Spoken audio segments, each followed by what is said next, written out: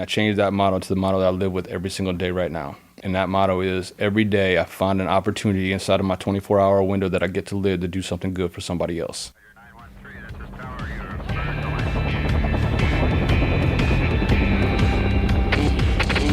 Never quit. Never quit radio. All right, everybody, welcome back to the TNQ podcast. I'm your host, Marcus Luttrell. Every week, it's my job to fire you up, to ignite the legend inside of you, and to push you to your greatness. Join me every week as I take you into my briefing room with some of the most hard-charging people on the planet. They're going to show you how to embrace the suck of life, teach you the values of working your ass off, and charge through whatever life throws at you. This is the Team Never Quit podcast. So buckle up, Buttercup.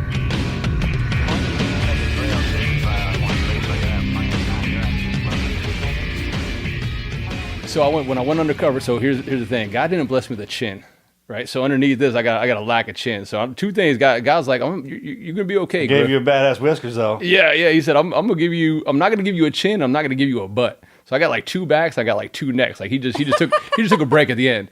And so I covered up with the beard, but it took me about 1.5 years because what people don't get is you got to look homeless, right? And I did a phenomenal job looking homeless because, again, I think I sent you some pictures, but I had cornrows and I was, doing the undercover thing, and I just looked. I mean, people would honestly, real talk. I would get into an elevator and like an old lady would kind of move to the other side of the elevator. Oh, sure. Do you know what I mean? Yeah. And because it grows out and down. Yeah. And then when I retired, I had to clean up a little bit because people just, you intimidate people. Nobody wants to give you, provide you with opportunities when you look like a piece of shit. Yeah. And so I cleaned up, so I was able to shape it a little bit. But now I'll tell you, I have more respect for women now than ever before. Because I used to say to my girlfriend, I'm like, come on, let's go. Like, what is it taking you so long to get out here? Like, I'm ready to go. And now it's like, hold on, I gotta blow dry it. I gotta put oil in it. It's like in the morning, bro. It's a rat's nest. I mean, I gotta. They're stuck in my nose. I'm like, do I have something in my tooth? No, that's my beard. Yeah. It is crazy, man. And then you gotta. I mean, you gotta back brush it. I'm telling you, if I took a week off of like taking care of my beard, I would have to shave it off because it's just so itchy and nasty. When you get that long, you gotta put product. Yeah. That's hilarious. Yep. No. Oh my gosh. And then you can only trust certain barbers. Because motherfuckers don't understand like how to cut a beard unless they've had a beard. Right. And so you go to the wrong, because I travel a bunch, and a lot of times like you need to get lined up and look presentable. Yeah. And you get with the wrong barber, and if they have like a dark colored shirt on, that's not a barber that you want, because you got to see the lines through the mirror and through like a light colored shirt. So that's my first cue on it. But yeah, because you can only trust certain barbers. If they've never cut a beard before, I won't even let them touch them. Like, you can fuck up anything up here. That's fine. I'll shave my head at the end of the day, but this is a lot of work. Yeah. That's funny. Yeah, we got a good barber shop in there. They got the hot foam and the razor and the chairs that go all the way back. Yeah. And the hot towel. Yeah. It's kind of Exactly. What is up, everybody? Welcome back to another episode of the Team Never Quit podcast. As always, thank you guys for listening and watching, and please don't forget to hit that like and subscribe button wherever you get your show. So today, before we get to our special guest, let's kick it off with our weekly Patreon question. And this week, we've got an interesting one. What is the wildest mode of transportation that you've ever taken? Ooh, the wildest mode of transportation. Yeah, I was in Turkey, and I was in Turkey, gotta and I be got to ride a camel. Camel, right? Yep. Camel. Yep. That was the first thing that popped right in my head. Too. Yep. Donkey that's a good one. I never got on a donkey. through the mountains. It had to be camel. Yeah, definitely. For me, it was definitely a camel, 100%, without a doubt. It's the first thing that popped in my head, and I remember sitting on top of it. And again, I was a little heavier back then, but it was something else. Yeah. And then they spit too. Camel. Those are some nasty animals too. They spit. Oh, yeah. They'll just stop right in the middle of the road and drop deuce, and you're like, wow. And you smell it. I fell through the floor one time in a house over in Afghanistan, and it was a barn was underneath it, and they had him parked in there. He was I'd never seen a black one before. He had all these black tones on him. Yeah, it's like the black squirrel. Like you see the black squirrel, like Interesting. Yeah, they're rare, right? That'd be mine. That's why they're keeping them inside. Yeah. Yeah. What do you think was going through that camel's head? Like, Oh no, man! 'Cause I did. I fucking plopped through it, man. He was kind of sitting there staring at me. I was like, "Hey, like, but he's probably like, "You have food or what? yeah, You gonna feed you me?" know how they throwing those lips up, Yeah. man. They're spectacular to look at if you Yeah. don't see them all the time, man. It's kind of walking into something. And they're like bald eagles over there, man. If you run into one or hurt one, Yep. they're funny about that. Oh yeah, that's their thing. Yep. For sure. What's you? That's a good I question. think mine was this motorized rickshaw thing that in Iquitos, Peru, they pick you up at the airport in them. Like, that's really all they had in the town were these. It wasn't a typical rickshaw. I don't remember what made it so scary. They went really fast, but you're just kind of in this bucket in the back. And I was nervous that we were going to, because they're zooming by. I think that was mine. That just made me think about those pictures we saw when we were down in Mexico, the Mayans hauling those. Oh, yeah, in the chairs. Yeah, chair on Oh his my back, gosh. hauling him up. And I was like, Yeah. Mayan. Hey, you got to make sure you got a good, like, solid rickshaw dude in front. Yeah. Because Well, it otherwise, felt you like got it to was hill. gonna You're like, tip. we're gonna be here for a while. When they were making turns, it felt like it was going to tip over, and we had our luggage and everything. I was with Liz McInville. Yeah. Really? Yeah. It was an adventure for What about sure. you? Hunter's got to have a speed. So, All the what I places was you've been thinking of that jet boat that we took in New Zealand. I hated that. It's called the yeah. Shout Hated Over that Jet. thing. What's it called? The Shout Over Jet Yeah. in New That's Zealand. like shallow water boat, right? They haul Shallow that shit water, up. and they go so fast, and they'll just whip a right degree turn right there. I And freaking cried. I wanted off so bad, and then that just made the guy want to go faster and more dangerous. And I'm like, I hate you so much. Yeah. that was so much fun. No, that was horrible. Yeah. Yeah. Lassoed two sharks together and rowed across the Yeah. like Jack Sparrow. Yeah. Yeah. That's a good question. All right, man. Let's get into it. Yeah, man. Thanks for being here. Man, thank you You got very a hell much of for a having me. story. Man, I appreciate it. I mean, again, like I said, this is such an amazing opportunity for me. So thank you for having me and having us down here. It means bet. the world to me. You bet. All right, so let's back it up from the beginning, man. Where Yeah. do you come from? So born in New York City, right outside of New York City in Long Island, a place called Huntington, and then raised in a town called Morristown, New Jersey. So northern New Jersey. And one of 6 kids, mom and dad. Like I said, I lost my dad last January, and they've been together for 60 something years. So just great parents, great family, and beginning we didn't have a lot. So we had we grew up. Like I said, 2 older brothers, and again, they were big. I was going dumb. to ask you where you sat. Yeah, man. so I'm the youngest boy. I got a younger sister. She's my ride or die. She's been with me from from everything. I mean, she's always had my back, no matter what's happened, no matter what people said or anything else. She's always just been like, I care about you. How are you? And so she's been my ride or die. Aren't they for a great long to time. have? Yeah, How far apart are you? we're about 5 years. Oh, 5 Yeah. years. Yep. Okay. So, but yeah, so grew up in northern New Jersey, and again, we didn't really have much, and so 2 older brothers, and again, they weren't the best athlete, but they were big, huge boys, and so I was always the smaller one. What does that mean? Like 6'3", 250. Like, That's so my big. older brother, my older brother Steve was just a big bodybuilder. I mean, he's an accountant, which is great, right? So, like, the funniest story. So Oh, that's a great mix right there. Yeah, so I was a cop in Virginia Beach and working day shift. I remember coming back into Chesapeake, and he had all these workers over at his house, and they're doing all this stuff, and I show up on like a lunch break, and so I come rolling in. Again, you're talking 6'3", 250 of muscle. I mean, he's just got muscle coming out of his earlobes, and I come walking in my full uniform, and you got all these guys working on his kitchen, right? And afterwards, one of the foremen came up to my brother, and they were all Hispanic workers, and came up to my brother and was like, "What do you do for work?" And he's like, "I'm an accountant." And I remember the foreman was like, "Sure you are." Yeah. You know? Yeah, I bet you are. Yeah, I bet you are. Right? Because I rolled in there, it was like, put the lampshade on.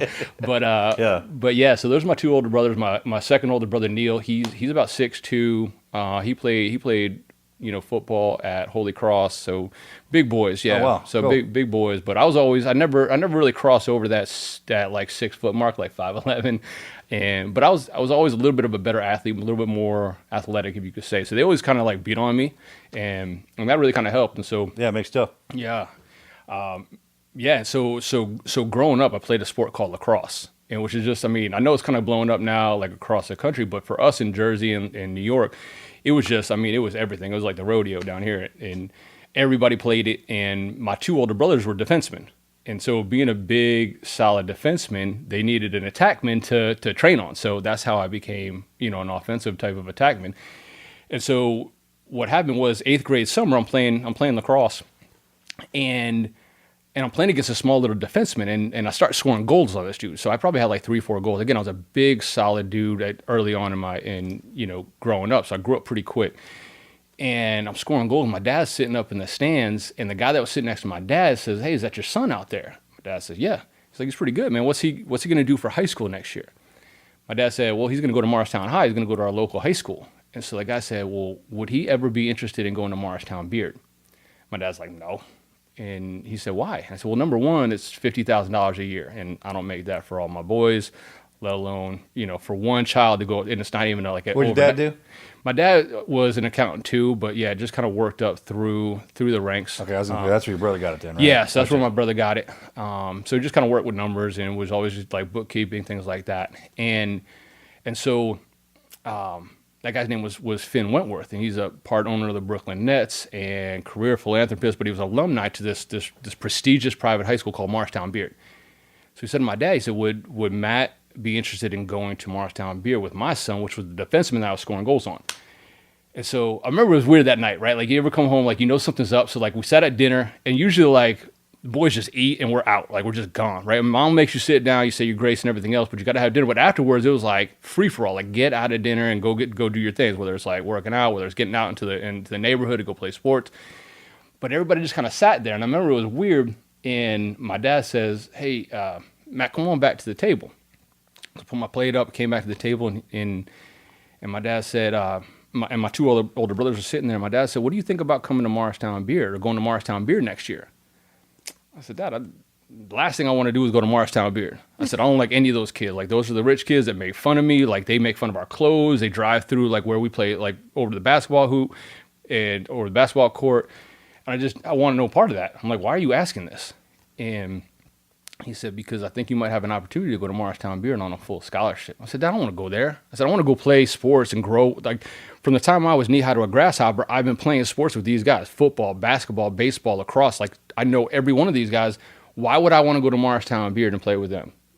And so that's when my other brother Neil, came in, and he said, "Matt, this is a great opportunity for you. The attrition rate's like 99.1.2, So I always call that my first undercover operation. So I agreed to go. Damn and right. Yeah, and it was all of that. Matter of fact, it should be delivered like that. It should be, For your kids. Yeah. You go out there and y'all are listening. You want to get your kids to go somewhere? It's like, hey, it's Yeah. a top secret mission. Yeah. You got to go in undercover. Yeah, I'm telling you, and it's like, it was just an eye-opening aspect. And it was cool, man, because I was when I was writing when I was doing the screenwrite, the guy that I was working with, he found a picture of me in my freshman year, like on the archives of Morristown Beard, and I always kind of joke.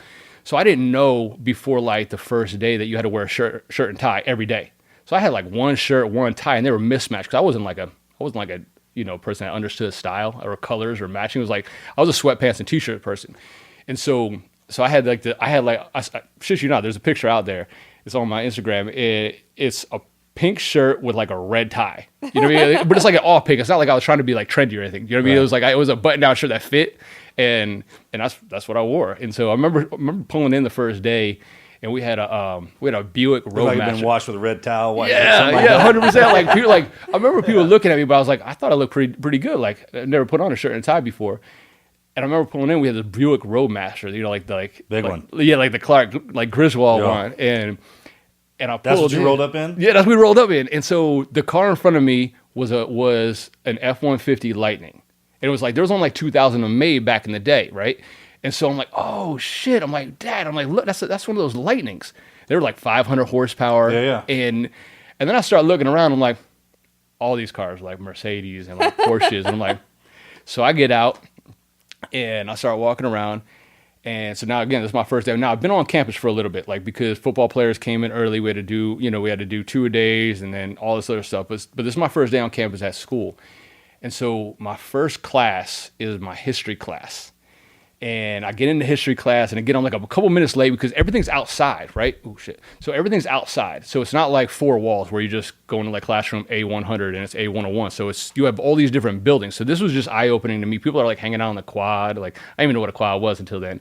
And so I finally found my class, and the teacher, Mr. Franz, so I walk in, I'm a little bit late, but I sit down, and the girl next to me, like, looked just like Wednesday from the Addams Family. So nice. I lean in. I was like, you look like Wednesday. And I really didn't think it was her or anything like that. But she has, acne on her, whatever. But I was like, you look like Wednesday. And so she rolls her eyes. And I was like, okay, my bad. I was trying to give you a compliment. So the dude to my left, I was like, bro, like fucking Wednesday from the atmosphere, like stark resemblance. He's like, stop, man.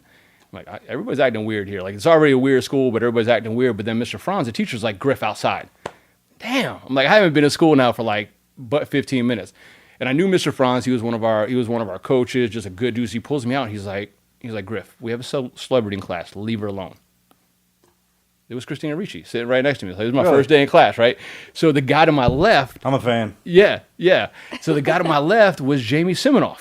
All right. Owner, creator, Ring Doorbell, like been on the Shark Tank. So I'm sitting in class for my very first day, and these are the two people that I'm sitting next to. And so that was kind of how my first day went, just being, just overwhelmed and everything else. But yeah, and it was, again, like I said, it was just an eye-opening experience because, again, I'm a little overwhelmed with everything, just trying to figure out life. And everybody kind of walks a certain way, they kind of talk a certain way. But we're the first scholarship class that ever came to Morristown Beard. And Were you the only one? There's three of us. Yeah, there's three of us. Yeah, and one of them to this day is still one of my really good friends. Lived down in South Carolina, and then the other one passed away. And I remember later on that day we had gym class, and like I've always been an athletic kid. I've always loved sports, and I remember just like, oh man, thank God, like finally gym class where the great equalizer in life. Because again, I don't even care if it's dodgeball, basketball, whatever it is. It doesn't matter what your bank account looks like. It doesn't matter what car you showed up in because we can now play a game. It's me against you, and that's it. And so I got down to like the gymnasium, and it's like this outdoor beautiful thing. I get down into the locker room, and everybody's circled up. I'm like, oh shit, okay. I'm like, all right, I guess rich kids do fight. So unbeknownst to me, I was the one getting into the fight, but I didn't know that. Oh gosh. So the Red Sea parts, and I'm like, oh man, here we go. And I walk in, and there's this guy, Rob, who's a senior, and he comes over to me. And now Rob we were battling out for the free safety spot on the varsity football team, and I had won the spot when Friday Night Lights was coming up that first Friday. So he comes over to me, puts the brim of his hat on my forehead, and he says, you think you're taking my starting spot on the varsity football team? And I looked at him. I grew up, I was a little bit of a punk growing up, so I looked at him and said, pretty sure I already did. And wham, so he hits me. So I took it. And again, he's 18. I'm just about to turn 15, right? So I'm getting ready to turn 15 in about a month. But he put it on me. I mean, he got me pretty good. He got me with that first one. I got a couple body shots in before they dragged the ball off. But I go to the principal's office, or the student manager, whatever you want to call him, at a private school. And I'll never forget it, man. He looked at me, and I'm thinking like he was going to apologize. Like, hey, I'm sorry. Like, this shouldn't have happened. You're part of our scholarship class. You know what he said? He said, this is why I didn't want to have your kind here. I said, I'm sorry. My kind? Like, I don't know what that means. What does my kind mean? He goes, that's why you shouldn't be here. And so I said, I didn't do anything. I said, I was just walking in gym class, just ready to get changed. And now a senior comes in and picks a fight with me. I did the best I could to defend myself, but he punched me first. He started the whole thing. So what? He said 3 days out of school suspension.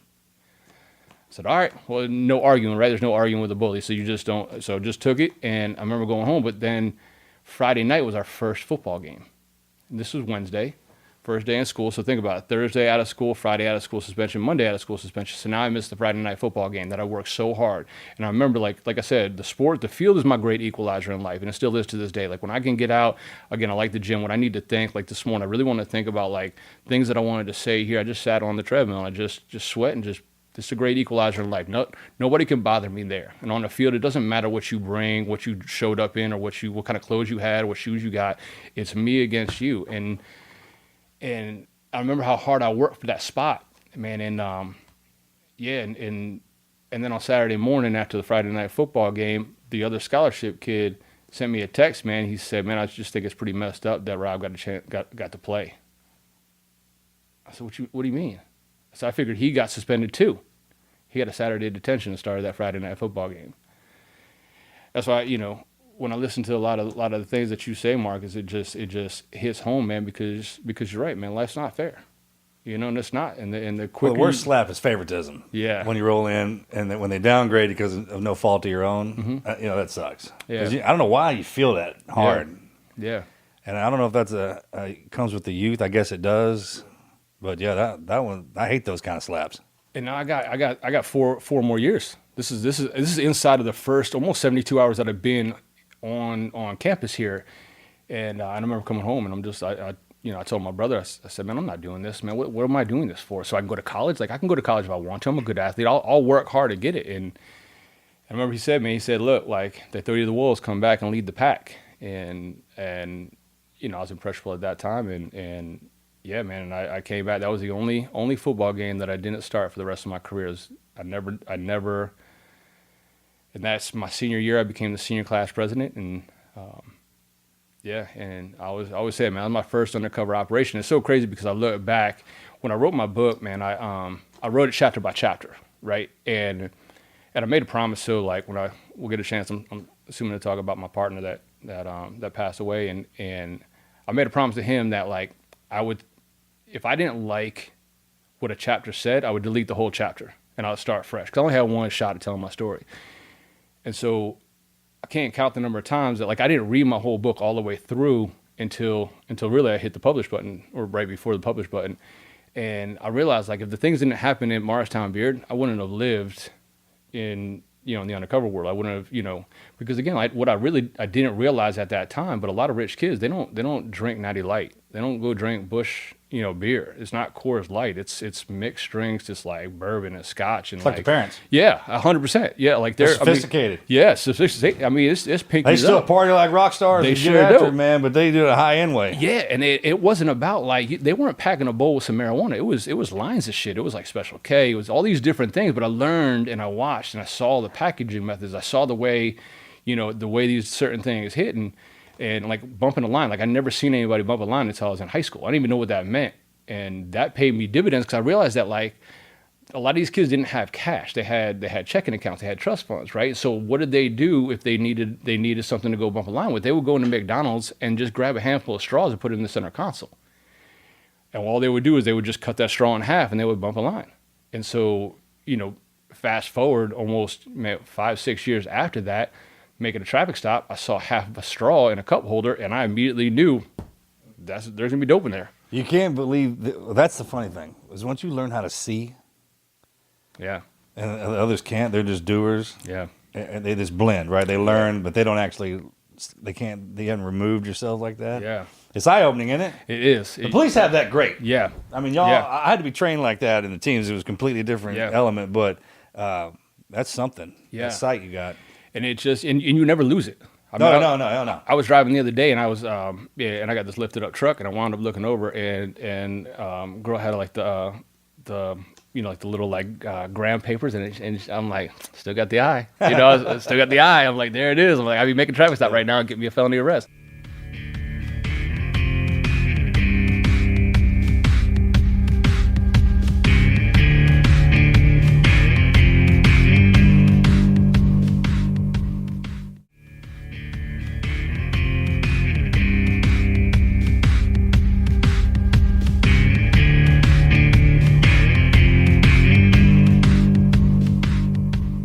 But yeah, and I decided at the end of that, man, like, I got in a little bit of trouble my senior year, and I decided I didn't want to do what all these guys did. Again, I felt like my undercover operation was over at this point, and I knew that they were going off into college, and I listened to the way they were talking about going to college. They were just running back another 4 years. I didn't want to do that, and went down and stayed with my oldest brother in Chesapeake, Virginia. And again, we're just lifting every day, working out. I was cleaning carpets with a place called Carpet Master every day, but I saw the commercial that said "Let the journey begin." I'm like, hell yeah! Like that's exactly what we did, and so that's how I joined the Navy, man. And we used to have great commercials when we were kids. Yeah, we did, man. I mean, those commercials. I mean, the movies were the best. Yeah, I mean, I was ready to jump up. Let's go. I was ready to go right now. Sign my name. Like, what do I need? You want some blood? You want a lock of hair? I'm ready to go. Yeah, Hollywood used to do a great job they sure did. Making recruiting movies. Those badasses we grew up with. Yep. What year was that? That was in '97. Yeah, that's when it got me. Yeah. A little bit before that, but when the movies. Yeah. Freaking movies. Oh, 100%. And then I went down to the recruiting office and it was really kind of the Navy thing, but I saw the Marine thing and I saw like the sharp like uniforms they have. Like, let me go talk to this dude. Hey, those freaking guys, dude, and gals, the Marines. Yeah. He came out high and tight. Uniforms, man. And so I talked to him for a minute, but I said, you know what? The let the journey begin made sense to me. So I went and talked to the Navy guy and he said, look, I'm gonna tell you like this. With that office down there, you're going to get stationed someplace and you're going to stay in that place for 2.5 years if you're lucky, maybe 3 or 4. With us, you may be stationed someplace, but you can see the whole world. See the You world, can- yeah. If you don't like the port, Yeah. guess what? You're pulling out in 3 days anyway. I was like, Yeah. that's what I want. And again, I picked a nice, comfy, job, MOS or rate, whatever you want to call it. I was going to be a sonar tech. So, and the only reason I picked That's that, pretty popular back in the late 90s. and you know why it was popular? Because everybody wanted to go to San Diego, Yeah. and live out in San Diego, and it was like a Who year. wouldn't? Yeah, it was a year, and I'd never been to the West Coast. I'm like, all I wanted to do was get as far away from, from where I was from, and got out to the West Coast. I mean, California burritos and Tijuana, and man, we were the just culture. talking about the freaking Freebirds burritos. And Oh man, you dude. can't. To this day, I got a group chat with all my Navy buddies, and we just every now and then somebody will put a picture of a California burrito. And it's just, they're the best thing in the entire world. Yeah, I I make love your San lips Diego smack so your much, brain. man. Yeah, Stepping off the plane out there. Come on, there is nothing better than a California burrito. They got French fries on side in there with the carne asada beef. Oh man, forget about it. Now I'm all lost Right now, load up. Yep. But yeah, so I was gonna be a sonar tech. I had a blast listening to submarines, and so I get to my ship down in Mayport, Florida, and my buddy Adam and I were good swimmers. And again, I grew up kind of on the beach in the ocean, always swimming, always surfing. I actually thought I invented boogie boarding. I shit you not, man. So I was a young kid, and me and Mitch Sip were at the end of the summer. We had rafts that we bought. Like we saved up all summer long. It was like $7 for this raft, but we were like. You used to take like little like plastic bottles and cans over to the recycling thing. You get like 5 cents. So we would save up. Finally got these rafts, but we only had like a week left, and so we started using the rafts. We would push each other into the wave. And we're like, this is a blast, right? It was obviously boogie boarding, but we had never seen anybody else do it. So we boogie board for our last like 3 days on these rafts that we bought for like $7. And we come back the next summer. Everybody's got boogie boards, and we're like, we fucking invented boogie boarding. That's my claim to fame. I still think I did, so That's I'm gonna so hold on funny. to that. I should have patented it, but How long was your stretch in? You said you went to Florida Yeah. out of boot camp? yeah, On what ship were you on? USS DeWitt. Yeah. How long there? For the rest of my career. Good check. Yeah, for the next 4 years. So about a year and a half into that, the ops lieutenant looked at me and Adam, and we were getting ready to go on deployment, and he said, "Y'all interested in being SAR swimmers?" I'm like, "Yeah." First he was like, "Y'all are good swimmers, huh?" I'm like, "Yep." And he said, "Y'all interested in being rescue swimmers?" I said, "Yep, sure." I'm like, I thought it was just a collateral duty, and he said, "Well, I need you to muster up." It's like a Monday or Tuesday. So I need you to muster up and do the entrance like testing. It was just like I think it was like a 500 swim. It was like a mile and a half, some push-ups and some sit-ups. That's right. And so so we pull-ups, knocked right? yeah. So we knocked that out real quick, and he said, "Both of you guys passed." I said, "Yeah, we both passed." And I remember him saying to us like, "I need you guys to pass this because the upcoming deployment they didn't have any SAR swimmers, and Because they can't leave without them, right? they can't leave without That's him, and so." Or they can't have flight ops, Yeah. and now we're on that's right. on a go fast, like the counter drug ops. Yeah. And so he's like, I really need y'all to pass. Like, I can't have you guys, tapping out of this thing. And I didn't like that. Should have been my first clue that I was getting ready to do something that I didn't want to do. You know what I mean? Like They anybody don't lead. Yeah, I mean, there's a straight up way to say Yeah. it, and then there's the way they can get you Yeah. with it, man. Which is beautiful. Yeah. Freaking beautiful, Yeah. but that's a thing. So yeah, and we got out there that first day, man. It was an eye opening experience. There was a whole rack of us, and I remember the first run. I mean, we were just on the blacktop on the tarmac, just and so we're gonna go for a 3 mile run. He's like, "Don't be last."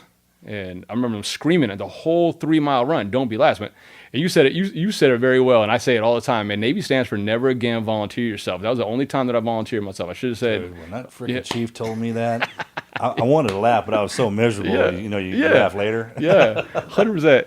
And so we get on this 3 mile run. And I was smart enough at that point, right? Because again, I grew up, with a little bit of hustle in me, and so I'm like, well, I'm not going to be first because that's not the best idea. don't be there. But I damn sure don't want to be last because he's screaming, "Don't be last!" So he's going to make an example out of somebody. Yep. And this is like 98, 99. Hazing was legal. Yep. They didn't care. There was no cameras on the poles. Nobody cared whether or not they punched you, hit you, kicked you. So we Those are get good old days back then. yeah, man. oh yeah, they put it on you. And so we had about a football field left. Everybody takes off. And so we're just hustling out. I mean, we're just full out sprint, not to be last.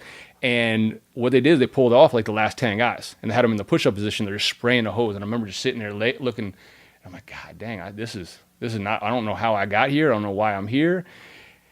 And he said, "Did we say 3? We meant 6. Yeah. Go again." And I was like, man. And that was the first lesson. I realized that when you thought it was over, it was never over. No. And you just never knew what was next. You never knew how far.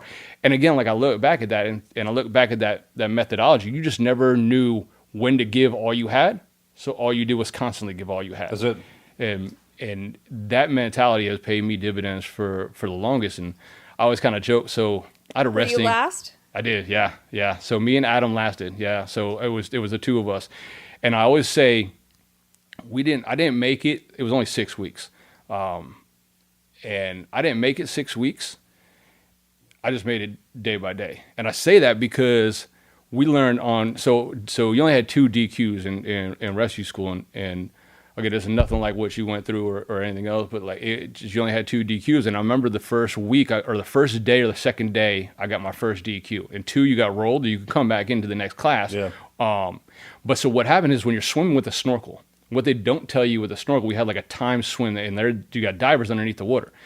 And as you're swimming with the snorkel, you're pulling air and you're pulling oxygen. It's not breathing normally. So as you get gas, what they do is you have this harness on and everything else. They pull you underwater. And so the water goes into your snorkel. Everybody knows when I'm saying water. That's the Jersey in me. Yeah. Oh, we can hear it. All right. Yeah. Yeah, Don't worry, our listeners will too. Yeah. They'll be like, So when the water goes into y'all in the snorkel. So, but yeah. So when the water goes in your snorkel, the first reaction is just to rip it out of your mouth and go because you're gassed, and that's a DQ. So I did that. So I had 1 DQ to start my 6 weeks off. And so on Wednesday, we were just stressed out, and the base bar at NAS Jacksonville stayed open till like 2 a.m. And so on Wednesday, I always say I have a resting smile face. So when people yell at me, I just like the corners of that's Hunter too. Hunter Yeah, does that. yeah, and that's the probably what happened with at least one of my divorces, but yeah, but the resting smile face came out, and so this one guy piss people off, man. it sure Especially does. the instructors. Yes. Like, what's so funny? Yeah, and he would light into me. There was just one man. His whole goal was to make me quit. Like, and like he would come in and he would go down and he would walk past me, but I knew he was coming back. Do you know what I mean? Like and where he messed up on this was that he made it a point to make me want to quit. Right, so I knew. Unlike everybody else, you never knew. So again, you're standing up on like by the pool, and what they would do is they would take your mask and your snorkel, they throw it in the water. The moment they do that, you have to go dive in. The snorkel hits the bottom. You have to sit on the bottom, put the snorkel on, breathe. Like you push on the top, you breathe out. The diver gives you the thumb. You give them the thumbs back. You can go back up. Here's the deal: if you know that's going to happen, you can breathe yourself into like expanding your lungs a little bit. I knew every morning he was going to do it to me. He would try to mess me up a little bit by walking by me and then coming back. But I knew he was going to come back, where everybody else didn't know whether or not it was going to be their time. So anyway, so on Wednesday night, I was stressed, and Adam said, man, let's go get a picture of Budweiser. I said, all right, let's do it. And the base bar closed at 2 a.m. because it was hump day. So, and that's how I made it through SAR school. I made it from Wednesday to Saturday. That's all I did. I just said, like, he would look at me and was like, man, every Wednesday and every Saturday we'd split a pitcher of beer. So I didn't make it 6 weeks.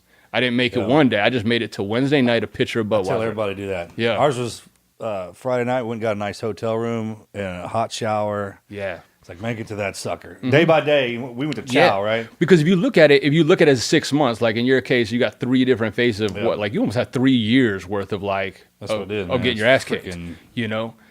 And so like you can't know, if you started and say, well, I got 3 years left of this, you can't do that. I mean, mentally, and the water thing's different too. Yeah.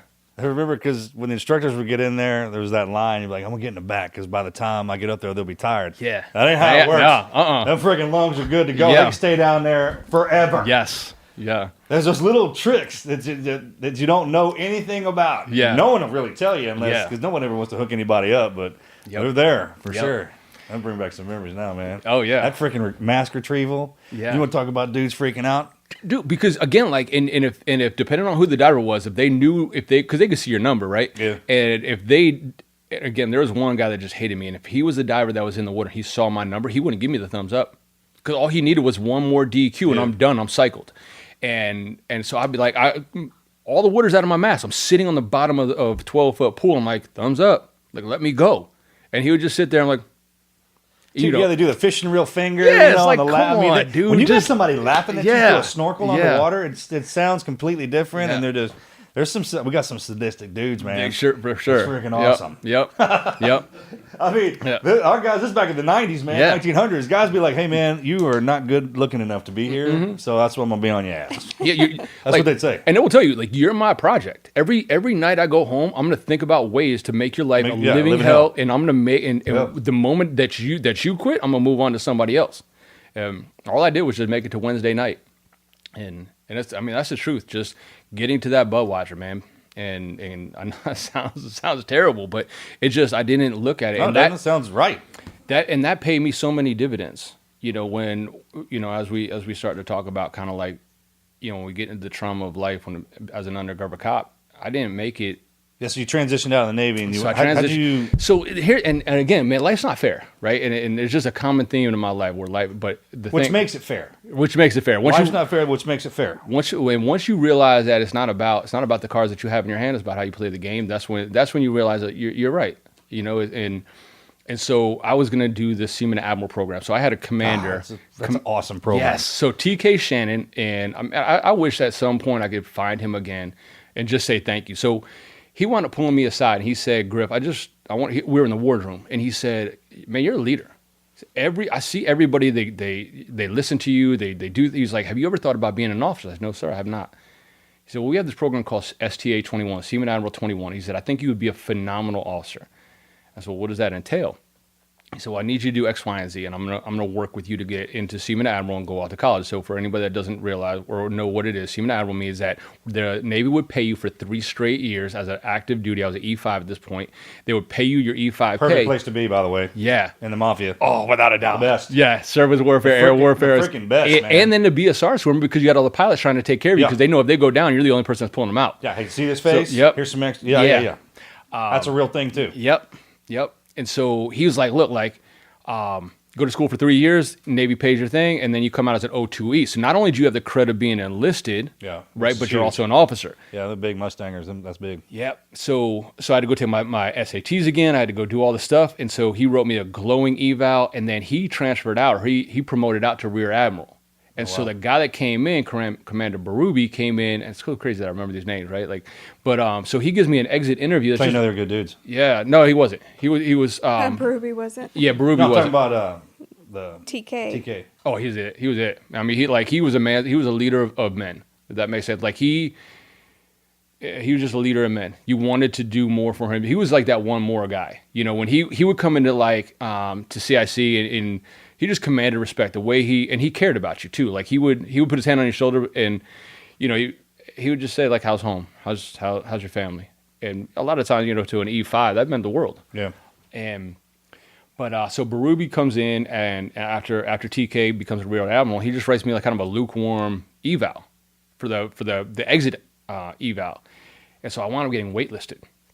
And I remember there was the first time in my life that I put my heart and my soul and my mind into something and I didn't get it, and I remember how devastated I was. So I went back up to Chesapeake for a weekend to stay with my brother, and so I get back up there, and I'm at 5.5 years now. And he's like, "Well, man, what are you gonna do if you don't get this Seaman Admiral thing? You're gonna re-enlist?"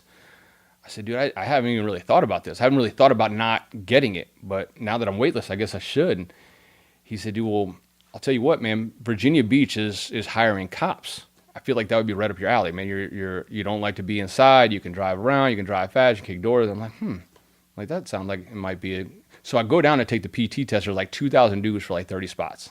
I remember calling my wife at the time because you sit in like this area waiting for your turn to take the PT test, and I'm like, I'm not getting this job. You still activated now? Or are you in reserve status? You're out. You're nothing. out. Out. Yeah. All right, go ahead. Yeah, and so I remember calling my wife at the time. I'm like, I'm not getting this. There's like 2,000 dudes out here for 30 spots. Do the PT test, and then you take the written test, and then you're down to like 1,000 guys, and then you got to come back in 2 weeks to do this other stuff. So I just kept making it to the next stage. And finally, like a Friday afternoon, I get a phone call, and the guy said, "Hey, I'm offering you a spot in the 36th Virginia Beach Police Academy." I mean, man, thank you so much, bro. Like, that's awesome. Like, I feel good. Yeah, it did. Yeah, when you get those kind of calls, that freaking feels good, dude. And you're thinking like, if you're out there and you're listening, if you want, there's a feeling that goes along with when you bust your ass with something. Yep. And you really put into it, and it takes you an amount of time to do it. And it feels so good, man. That's it. And I said, well, I'm really waiting on this Seaman Admiral thing to come in. Because if I got the acceptance to STA 21, I was gone. Yeah. And I said, well, how long can you give me? He said, I'm gonna give you an hour. How about that? I'm like, starting now, or do I have like an hour after the phone call ends? You know? We're going on 3 or on 3 then. Yeah. So I wound up taking the spot in the police academy, and man, it was awesome. Going to the academy and 6 months there. And again, you know all the tactics that they're trying to do because you've been through boot camp, you've been through rescue school, and like so you understand. It's kind of going, you recycle back through just a different kind of environment. Yeah, that's all it is. It's all the same mentality. So you got all these college kids, and they're like they're getting screamed at, and they're like folding like origami. You know, and they're just I can't believe I did something wrong. It's like you can do something wrong no matter what. Right. Yeah, no matter what you do, it's going to be wrong. Yeah. So just understand it. Just eat That's it. right. And I think the worst thing to do when we're growing as kids for guys like us is they grade you by numbers and everything. Man, this is just a pass or fail. yeah. Like people like, how'd you do? I was like, I passed. That's all you need to know. Yeah. Hell yeah, that's the thing. Did you have a tackleberry in your class? Oh yeah, 100%. Everybody Really? does. Oh, Yeah, everybody does? Yeah, Damn, everybody I knew does. it. Yeah. And at some point you always call him that too. Yeah, you have to, right? Yeah. I knew it. Jason Smith, man. So I'm giving him a quick shout out. But yeah, he had an awesome tattoo right across his chest. I won't tell you what it says, but yeah, I was surprised he even got a job with the tattoo he had across his chest. Tackleberry. Yep. But For all intents that and was purposes. him. No, yeah. But yeah, so finished out the academy. I was the honor recruit coming out of the academy. I was a top shooter, the top PT guy, and the top test taker. And so I chose the 3rd precinct, which is like in Virginia Beach. It's a lot of Section 8 housing. I wanted to go someplace where I got activity. I wanted to learn how to be a cop. Yeah. And I got into my FTO phases, went through that, did that for 3 months, and I remember the feeling of being out on your own for the first time. You know, and so you always like it's just I mean, you got a guy for 3 months. Just telling you, like, should put your blinker on, put your, you can't stop here. You should do this. It's called an eval, like a daily observation report. And you have that's 3 months long? 3 months long. So you have 3 different people. Every single day you got your daily observation report. Like you got a 1 to 5 in like 25 different categories, like officer safety, report writing, blinkers, traffic, everything. So you're just always on edge for 10 straight hours. So basically, you got a cop watching you. Everything. And all he's doing is watching you. Watching you. And on the radio, you got to say things right. You got to do things right And with then victims. really watching you. Yep. Because they want to throw it at you hard. Right? Absolutely. Because they're not going to give you, and no matter what, you're not, just like in the Navy, you're not going to do well in the beginning because they've got to see a transition to you being good. And so, well, that's a great way to say that. Yeah. That's an amazing way to say that. Yeah, that's how you know you're getting better. Yeah. Probably makes them a better police officer too because they're having to remember all that stuff because they're watching, right? And then they're having to say it out loud. Right. All right, check. Right. I never thought about it like that. Yep. Who has the longest one of those? Typically, they have like a couple of different models, but typically it's going to be 3 months. One month with 3 different officers on 3 different shifts: day shift, evening shift, and night shift. And then from there, you're usually just on kind of like another kind of like not suspended, but you're like not a light duty. What's the right word for the status that you are? You're not a full time. You're a full time cop. Like you're taking calls, but you're on probationary. Yeah, that's what. So you're on probation at least for the first year. So as FTO, you got to check that. That's when you get in, you have to get that qual though, right? That's Yep. like a way to exactly. That's a can't qual. Yep. All right, roger that. Yep. And yeah, so I finally, my first day on my own, man, it was, any of the cops out there, like it's that day, it's the day where you're fully qualled, you're ready to rock and roll. I remember just getting into the cruiser and I was like, whoa. Like, all of y'all I'm do like, that, right? yeah, Tell oh me yeah, that's not a 100%. thing. Yeah, of course. How can it not be? I mean, the first time you get a shield and a pistol, your life changes completely. Yep. I mean, and I had somebody point that out to me. It's like when the people get a lot of money overnight, that changes the way they feel about people. It's like, man, try getting a gun strapped to your hip and letting somebody tell you can kill somebody. Yeah.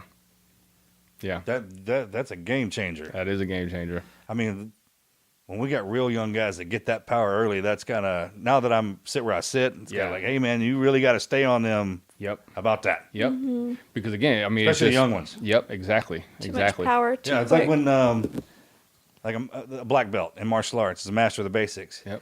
And you're like, hey, I learned martial arts so I wouldn't have to fight. Not a black belt. Yeah. Them some bitches want to test run that thing like you can't believe. Yeah, they need. We all know that. Yeah, it's professional development. Yeah, I just got to get better every day. I mean, we know that, right? You have to Yep. grow. That's the trick, man. Yeah, Yep. exactly. Yep. I mean, we all been there. You got to grow out of it. That's the hardest part, man. Yeah. Yep. Oh, that's funny, man. I remember like I was up on like Route 1, wherever I was, man. I just hit and I was like, you know what? I'm going 100. I'm going to take off my seatbelt, and there's nobody that can tell me I can't.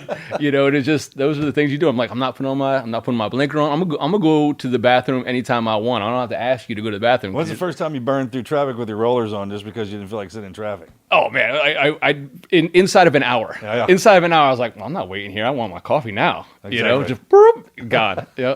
I mean, Y'all earned that right to me. Yeah. Like, I'll get out of your way. I don't care what Yeah. it is. I think if you go through all that, man, some people, but I do. I think you Yeah. should earn that privilege.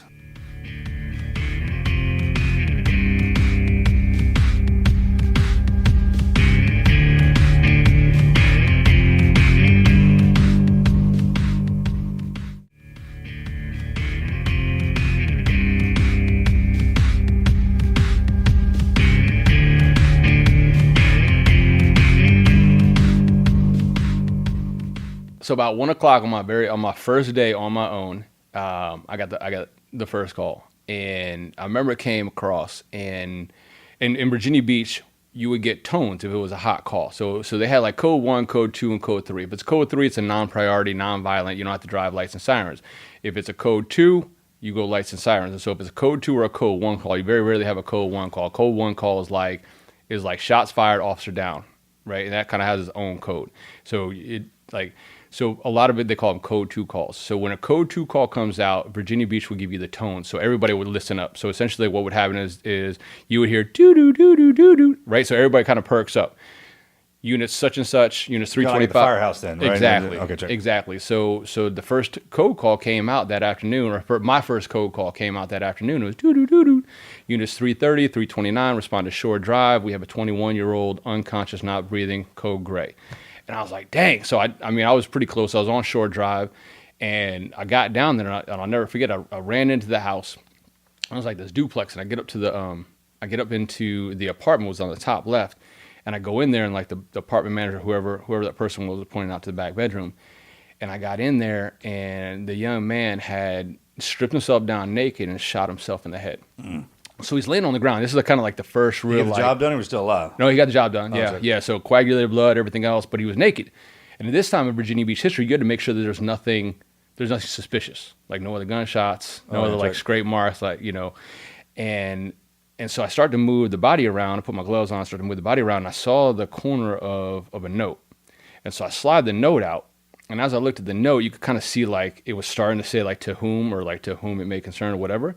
But everything else was washed away, because when he shot himself, he fell on the note, and the blood washed away everything that this young man wanted to say. And I remember how that just hit me. Like it was kind of like a Tyson left hook. It just, like, man, what did this young man want to say, and why is he naked? What did he want to say to the world before he took his own life? And so I got home that night with my wife at the time, and she's like, "How was your first day on your own?" I said, "Baby, it was good."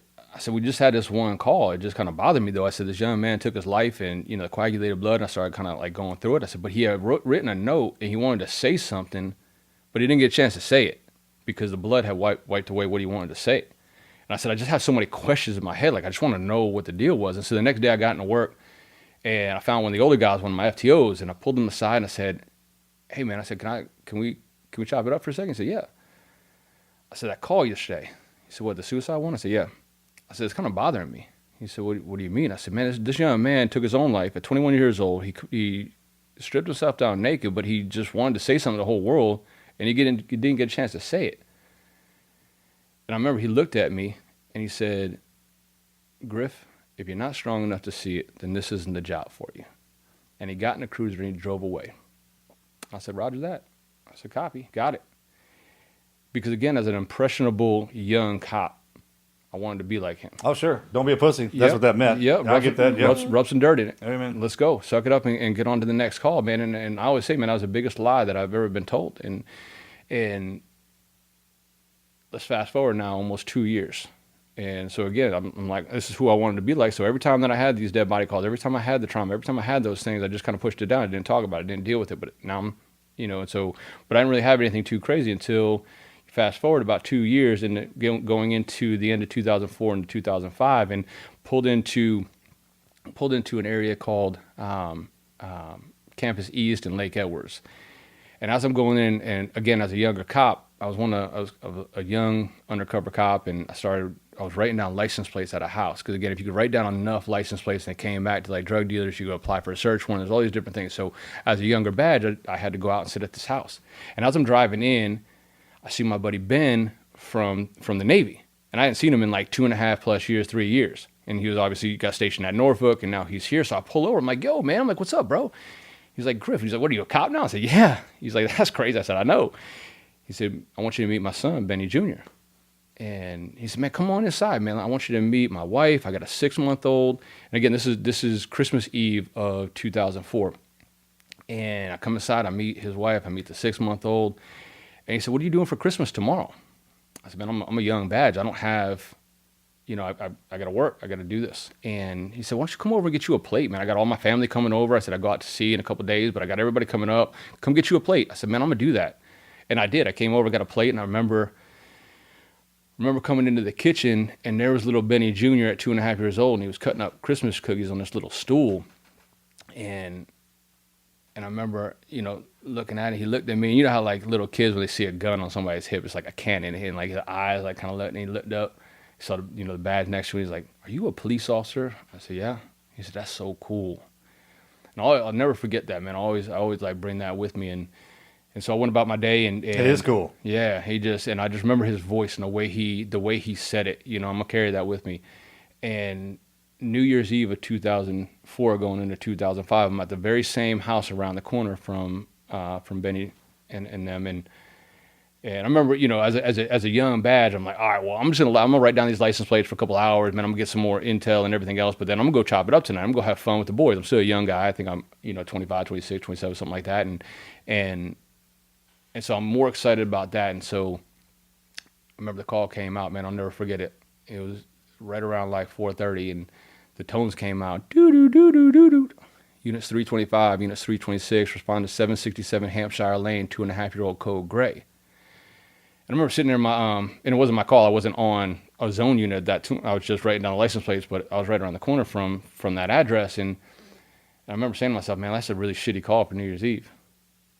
And, code gray, unconscious, not breathing, 2.5-year-old. 10 seconds goes by, 15 seconds goes by, 30 seconds goes by, and all of a sudden it dawned on me, damn, that's Benny Jr. So I dropped the car in a drive, and I'm the first one. I'm still the first one after 30 seconds to the first one I see, and I drove right up on the front lawn. I go running inside, and Brittany, his wife, is pointing into the bedroom, and I go in there. Brittany had taken a 6-month-old and went in to take a shower, and she put on Willy Wonka and the Chocolate Factory for Benny Jr., the 2.5-year-old. And Benny Jr., just being the little monkey that he is, climbed up on the windowsill, and he grabbed the blind cord. And it caught him right around the neck. On the loop? Yeah, on the loop. And so I brought him down, and I started doing CPR. And I remember, I grew up very strict Catholic, Sundays, and I remember just praying. I remember just, doing CPR and just praying, like, Lord, don't do this. God, don't do this to me. Don't take this baby from me. And I remember, I just kept doing CPR, and I remember trying to count the 15s and the 2s or whatever it was, and all of a sudden I get this breath, and I remember the relief that I felt.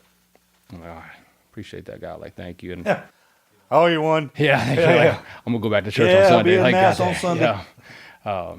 And then I realized that was the last breath that he ever took, right into my mouth, and man, it just hit me hard. And I remember, so Brittany's behind me, she's screaming, and she's screaming, save my firecracker. And then EMS comes in, they push me off, and I remember kind of just rolling off because you're tired, because I was just doing CPR for so long trying to save this young boy's life. And I looked up, and I saw the scratch marks on the wall of where he was trying to get down, and it just hit me. And I ate that, man. I ate that for a long time, and it took me a long time to tell people why I ate that. Because again, right, if you're not strong enough to see it, then this isn't a job for you, so I don't really want to talk about it. I don't really want to push it down, but I wouldn't tell anybody I didn't respond for 30 seconds. And there's honestly, Marcus, there's nobody on this side of the earth that can tell me that if I didn't respond in 30 seconds when the call came out, I couldn't save this young boy's life. And I ate that for the longest time. How am I going to say to my friend, hey, I didn't respond to your house when the call came out because I was writing down fucking license plates? And, I ate that for the longest time, and I couldn't sleep. I started having nightmares, and the anger built up inside me, and Yeah, kids cross through a barrier on you. Man, and it got me, but I couldn't talk about it. I couldn't tell anybody what I was dealing with because I didn't want them to be like, well, it's your fault. And I felt like it was my fault, but I didn't want to tell anybody it was my fault. And every time I go into work, I'm thinking about it. And, and so, as cops and, I ran. I said to my wife, I said, I don't want to be here in Virginia Beach anymore. I said, let's go find someplace else. My brother was right around the corner and I said, I just need a fresh start. And so that's how we came up to New Hampshire. And I'd never been to New Hampshire before until I applied to be a cop there. And the state motto is live free or die. I should have realized that. Like nothing's illegal in New Hampshire. Like everybody's got guns. Up there. Yeah, everybody's got guns. Everybody's got a ladder rack. And so I became a cop in New Hampshire. And I just said, you know what, I'm done. It's just got a lot of this, this trauma stuck inside. And so I went out to be the SRO at the high school, right? And I'm still a young cop. Like, to be the SRO at the high school, like, no offense to any of the SROs out there, but a lot of times at an agency, that's kind of like where you get put out to pasture. Yeah, check. It's Monday through Friday. It's 8 a.m. to 2 p.m. It's fair to say that. Yeah, That's you're just chilling with the kids and whatever, but and then all of a sudden this opioid epidemic hits. Wow. It hit hard up there, too, right? Yeah. I mean, Ohio and New Hampshire was really kind of the two hardest hit states. I mean, we had people, overdosing and dying left and right. Yeah. And so that was real crazy up there. Yeah, they came to me and they said, "What do you think about going back undercover?" I said, "I'll go do it." But I knew that was going to be a difficult one, right? Because again, once you go undercover, you lose about 20% of your pay because you can't do overtime, you can't do the detail work, things like that. But again, like I saw these kids passing away and getting locked up on opioids and the heroin coming out, and then they get a hot batch with fentanyl in it and they're dead. And so I went back undercover and I did that for a couple of years and again was really, really successful. But here's the thing, man, I started like the ends kind of justified the means. Like I started seeing so many people overdose, and I always tell the story, man. We had served a search warrant early on in the week, and it was a good search warrant. Man, we got some guns, we got like 70 grand in cash, like we got a bunch of fentanyl, and but it was, people don't understand, like from undercover life, like it's fun for about 10 minutes. Yeah. It's about a week of paperwork, right? And so I'm doing all the paperwork, and it's Friday afternoon. I'm sitting in this local bar, and I'm having a burger and a beer, and this dude walks in, and he's going another direction, but then he sees me. And he starts to come towards me, and I'd never seen this dude in my life, so I'm thinking like, all right. So I kind of slide my chair back, like, all right, are we gonna go? Is he a threat? Is he coming over to say hi to me? Do I know him from some way? And he gets over to me. He goes, "Hey man, you're that undercover cop, right?" I'm like, "Not really undercover." And I said, "Yeah." And he goes, "What are you doing?" I said, "What do you mean?" He says, "Friday afternoon, and you're sitting in a bar. Why don't you doing your damn job?" He said, "If you were doing your job, my son wanted to pass away last night from an overdose." I'm like, dang. I said, "You're right. I'm not going to stand up and fight somebody that just lost their son. I'm not going to pop off to him and be like, mind your business. Like, this is my working hours." And so I got my check, and it just something inside me, just the light switched. Like, why did we have all these policies? Like this banger over here that's selling dope, he's not working. He doesn't have working hours. He doesn't have dope dealing hours. When he gets dope, he's selling dope. He's making money. Why am I constrained by all of these different policies and procedures and everything else? And that was just kind of where the light switch kind of flipped. And, and again, I remember one time I was getting served up with fentanyl, and that shit needs to be an enemy of the state. Man, like you should have a minimum mandatory sentence if you come across the border, they'll make you eat half of it. 100%. Whatever you're pulling. Without a doubt. Like you want to put that in the locker downstairs. I mean, like, we got some to stuff keep that people down there. play fun with and everything. Like it's a good time. That's just not it. Yeah. Mm-mm. Yeah. And it's crazy how all that shit came about because of the opioid epidemic and because like the heroin and because it's all man-made and how it all popped off. It's just crazy from a business standpoint too, how the cartels were able to they're the best business organization on the planet, without a doubt. And again, like, I mean, fentanyl's been around. Fentanyl's a legal drug. It has legal, valid uses. But all of a sudden, they realize they're like, this is stronger than heroin. Yeah. I don't need to plant a poppy seed anymore. I can just make it in a lab. I think once those chemists got on board and started being bad, when things got weird. Yeah, and I mean, again, like it's 100 times more potent, if you will. So you can step on it as many times as you want. It doesn't matter, right? No, I mean, like average kilo of heroin, you step on about like 7-8 times, right? So you can make probably another 7-8 kilos of heroin, right? Average kilo is going to run about 30 stacks. With fentanyl, you can step on fentanyl like 30 times. So again, let's say like a kilo of heroin, quick numbers, kilo of heroin, say it's 30 grand. You can make 230 grand out of one pure heroin because you're going to step on it, right? By stepping on it, you can make 2 out of 1. And you cut it up with baking soda, creatine, whatever. Now let's take fentanyl. It's man-made, so it doesn't take you 4 months to create it. And you can step on it 30 times. You're talking to 1.2 on the same thing, and you don't have to wait 4 months from a poppy plant to be, to grow. When Do you we know say what bad step- guy did that? Huh? I don't know. Do you? Do we have any idea what bad guy came up with that? I think it was Chapo. Was it Chapo? That's what I was gonna say. Because so when Chapo went into prison, so in kind of like the background behind it, marijuana started becoming legal. So they lost about like 30-40% of their. How about that? Yeah. And so everybody's like, oh, this is going to make so much sense for us as, and I'm not going to jump into politics, whatever, but like we made marijuana legal, which again, I get and I don't get. It is what it is. But what that did was the cartels were like, well, I'm not losing 30% of my profits. Find something else. I'm going to find something else. Yep. And that's exactly what they did. And anybody thinks that like the cartels didn't have a part in the opioid epidemic and the ability for heroin to be a lot more potent and strong to be out there. Because again, at the end of the day, think about it, right? Like if you, I'll get off my soapbox here in a second, but I mean, America makes up like 80-something% of the world's opioid prescriptions. That's supply and demand. Yeah. Absolutely. And the cartel realizes that. It's like, well, opioids is just heroin in a pill form. Yeah. And think about like, so you get hopped up on opioids. Like, you're getting 3 months, 3 month pill subscriptions for the multiple refills, like 3-month refills.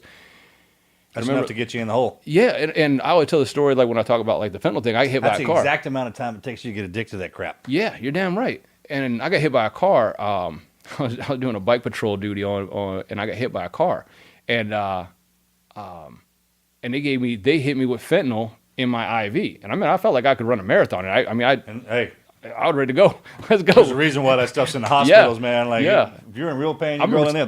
It gets rid of it. Hey, look, you can't deny that. And I was telling, and you're a medic too, so you get this, but I was telling like my firefighter guys, I'm like, why you got to cut off my shit? You know what I mean? Yeah. Like, I told you it was nice, You know you're stoned when you say that. Like, man, I really love those pants. Like, man. my Under Armour leggings were like $120, man. You ain't had to cut them off. Too. I never said my legs were hurting. Yeah. But yeah, man. And It's so, not funny, but it is, right? Yeah. And so again, I was running this opioid thing, man. I was just seeing these kids that were in high school with me, kids that had these futures, kids that were good athletes, kids that had like good families, go out and get into a car accident, and all of a sudden they're getting addicted to opioids, and before you know it, they're dead. Yeah. And it just messed me up. But I knew that nobody else had the ability to do what I was doing. And that was Morristown Beer coming back, learning the different packaging methods and how we were able to do those things. And so, the thing is, man, I just, I forgot how to be a husband and a father. I mean, real talk. I was just ride or dying every day. And I can't count the number of times that I'd be out, on my way home, we would have a babysitter set up for date night or whatever. And somebody would call me like, hey, we need you for a hitman for hire. Roger that. I'm on my way. And I call home, send the babysitter home, honey, I go to work. Or say I did get the date night, putting out my 4 phones.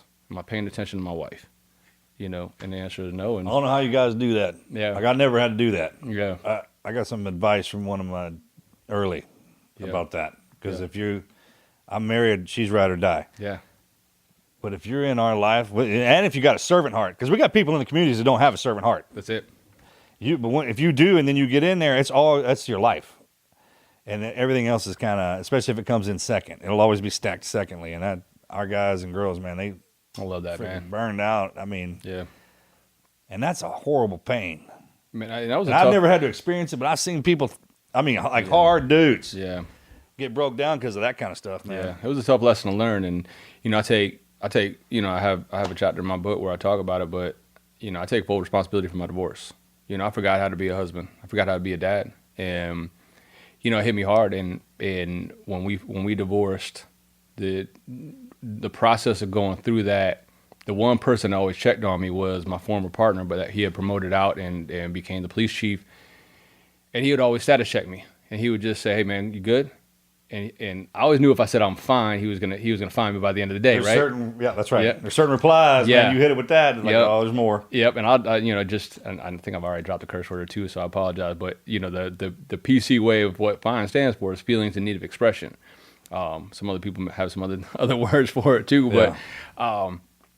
but he would always check on me, man. Like he was always I knew that if I needed to talk to somebody, he would. And again, so my divorce was finalized January 5th of 2017, and I started to get better at that point. But I was living in this little one bedroom spot, and the whole bunch of turmoil between like not having money and this, that, and the other, and the crisis of untangling two lives, if you will. And so I started to get a little bit better because what we do, we just put our head down, we go to work, right? And all I wanted to do, I didn't want to be home. I just wanted to be at work. I knew if I could focus on something, I could do something well in each day, that I was going to be okay. It won't break up with you. Yeah. The job won't break up with you. It sure won't. It'll just keep taking. It'll keep taking But from it you. damn sure won't break up with you. Yep. As much as you can give, your job's going to take. And if you love it, there's no way out of that circle. Yeah.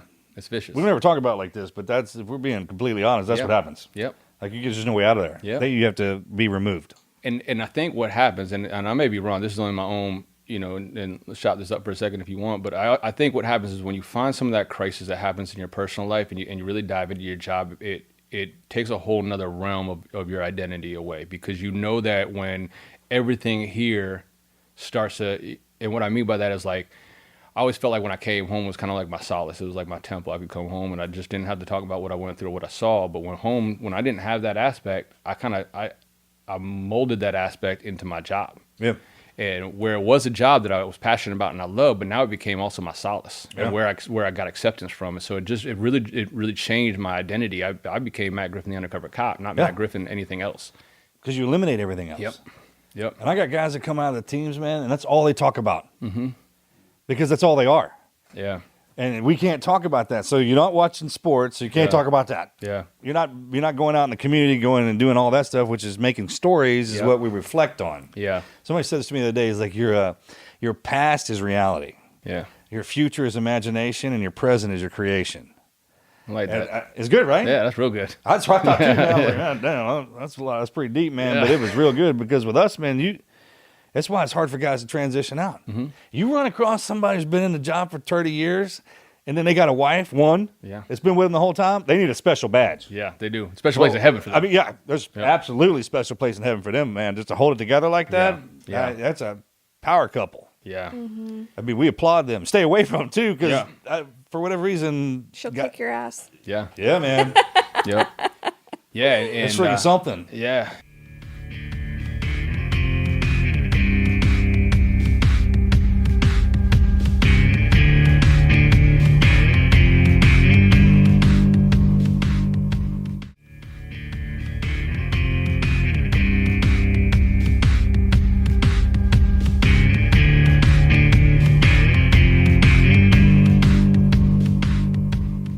So again, I started to get better, and I started to kind of like, branch out a little bit, but March 9th would have been my 15-year wedding anniversary. And I woke up that morning, and everybody knows that feeling. You just wake up, today's going to be a bad day. It's just going to be a bad day. It's like you roll out of bed, you're like, this would have been my 15-year wedding anniversary. I'm going to be thinking about that today, but I had a prostitution sting going on that day. So I was like, you know what, I'm going to put this away. I'm going to compartmentalize this. I'm going to put this down, and I'm going to focus on what I can do really well. And I got into work, and we started to brief up. And we started looking at the operation, what we're going to do, and all the different logistics inside of it. We're going to have air sport. We're going to have all this and the other. And somebody knocks on the door and says, hey, Chief wants to see you. I'm like, damn, man. I'm like, what the hell does Brian want? And I went down to the office. I knocked on the door. And I was like, hey, man, what's up? He said, Griff, I want you to have a seat. And again, this is my friend, but it's also a police chief. So I'm trying to, in my head, I'm like, all right, well, is this Matt and Brian time, or is this like detective and chief time? Like, do I need my union rep? The reverse name tag thing, so I know, right? Yeah, it's like, what kind of conversation are we having here? Because I'm not going to put myself under the bus if I did something wrong. And in my head, I'm like self-revival. What did I do last night? What did I do this weekend? Is something going to come, And he said, he looked me right in the eyes, man. He said, you know what today is, right? Referring to what would have been my 15-year wedding anniversary. And I said, yeah. He said, are you straight? I said, I'm good. He said, you got a lot of people out here that are dependent on you. He said, if you're not mentally prepared, you're not physically ready. So tell me now. And if you're not good, I'll comp you out for the day and I'll have somebody else lead this operation. He said, so tell me. I said, Brian, I'm good. I'm straight, man. I remember sitting there for a second, and I didn't know if there was something else. And I got up and I left, and you know what I didn't say? How you doing, bro? I didn't check on him. He checked on me on what would have been my worst day, and I didn't check on him.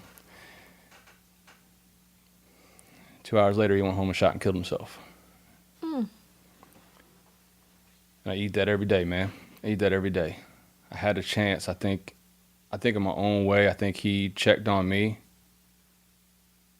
to see if I was going to check on him. Oh yeah. Or if you came clean, like, man, I'm fucked up. Yeah. Then that kind of. Well, like, it was like, oh, well, hey, I kind of got this going on. Yeah. Trying to open the door. I see what you're Yeah. doing there. Yeah. Man, bro. So is that our lesson?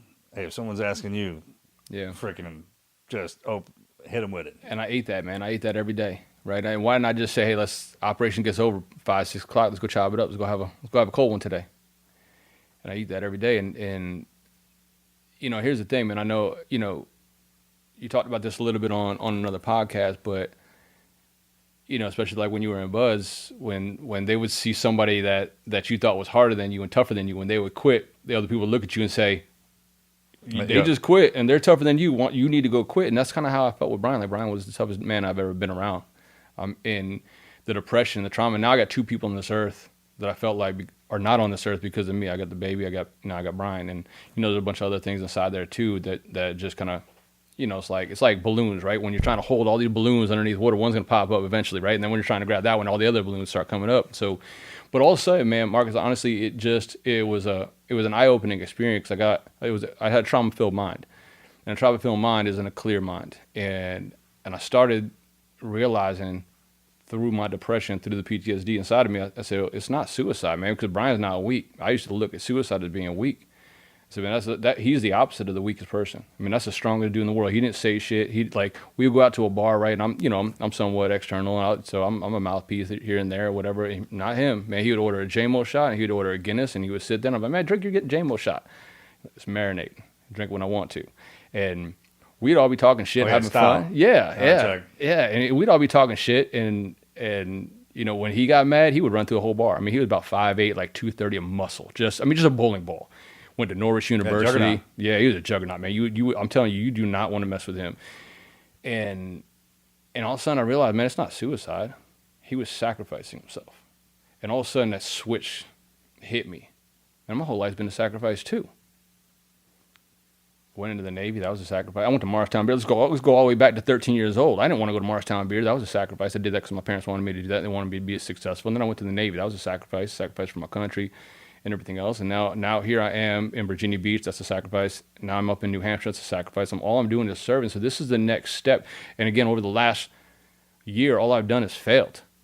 You know, I failed in my marriage. I failed with my, you know, with Brian. I failed with my children. I mean, I was in this 1-bedroom shitty little apartment, man.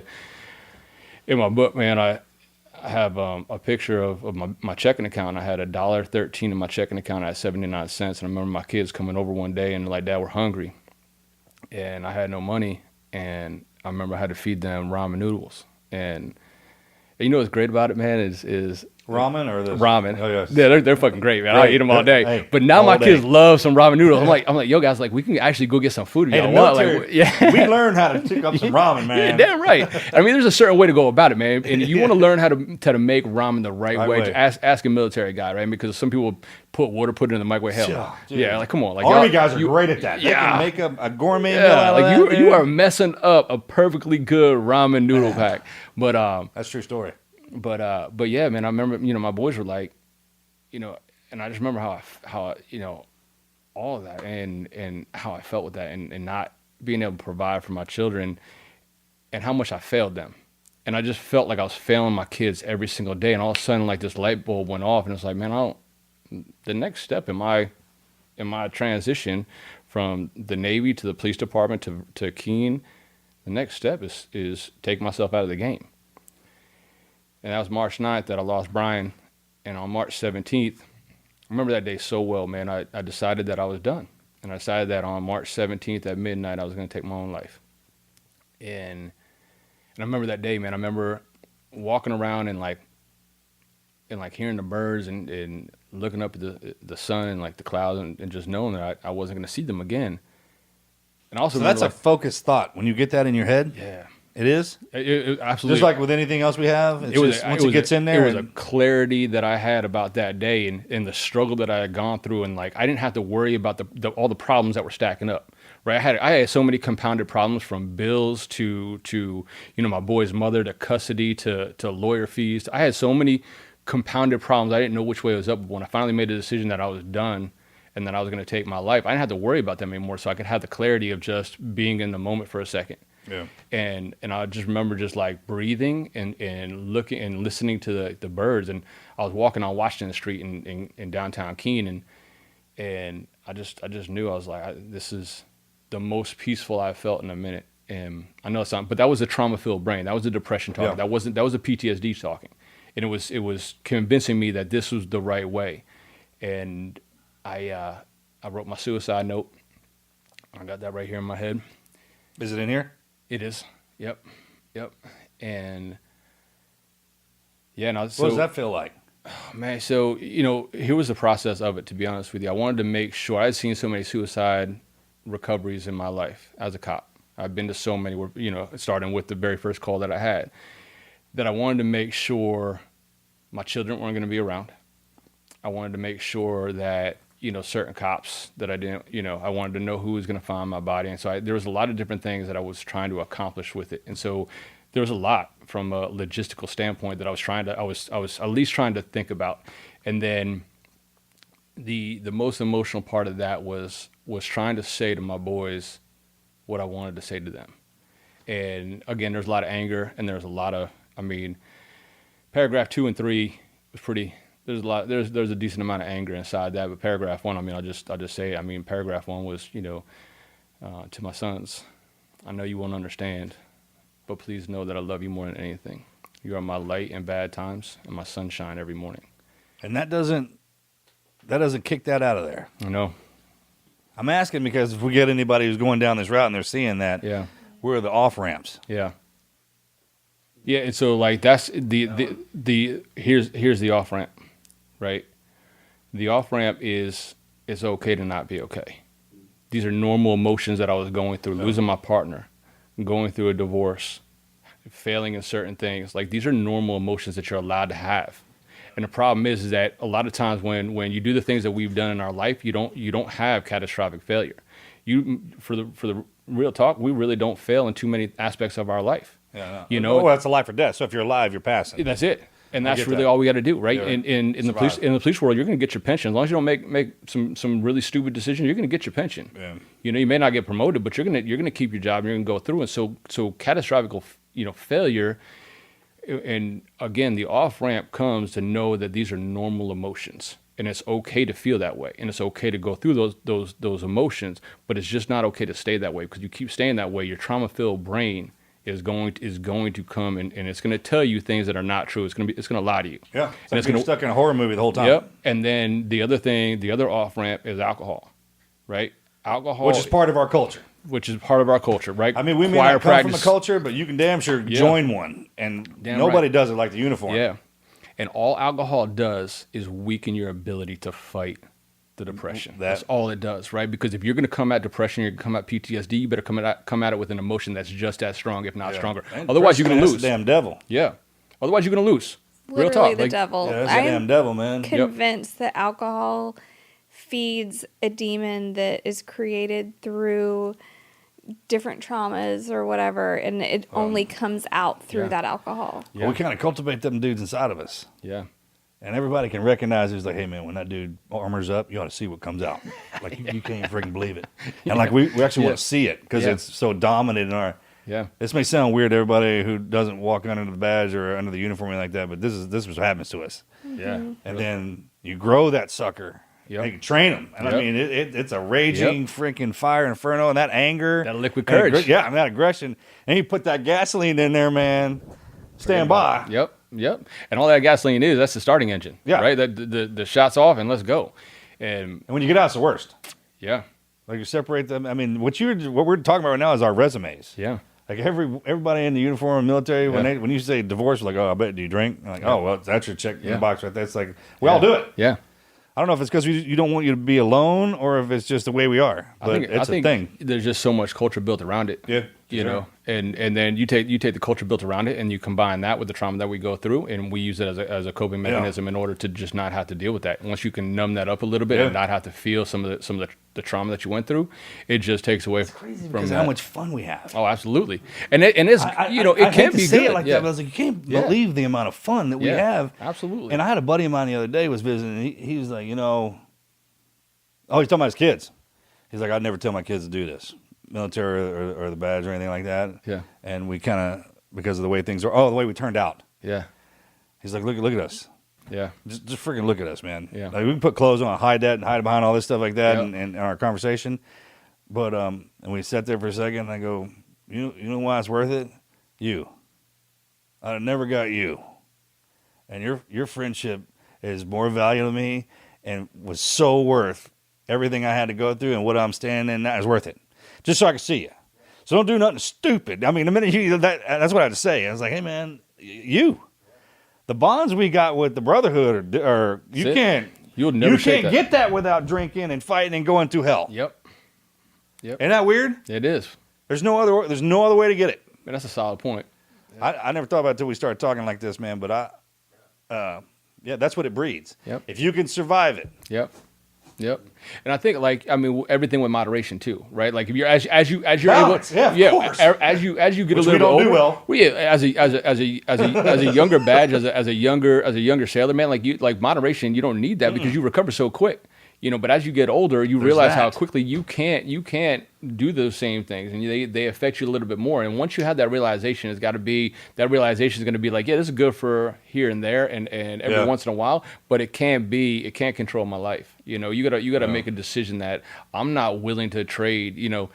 I think one of the things that happens with a lot of trauma, when you see a lot of death in your life, I think once you realize that this life is so short that you don't want to waste 24 hours being hungover. You don't want to waste 72 hours being hungover because you're not switched on. You're not the light switch isn't like this. Something changes. I'm wasting a conversation, man. Like, what if I showed up here hungover and I wasted an opportunity to be here with you on this podcast? Like, what kind of life would that be? Yeah, something changes. I don't know what. Maybe it's a different day and number for everybody. Yeah. How long you've been in and at it?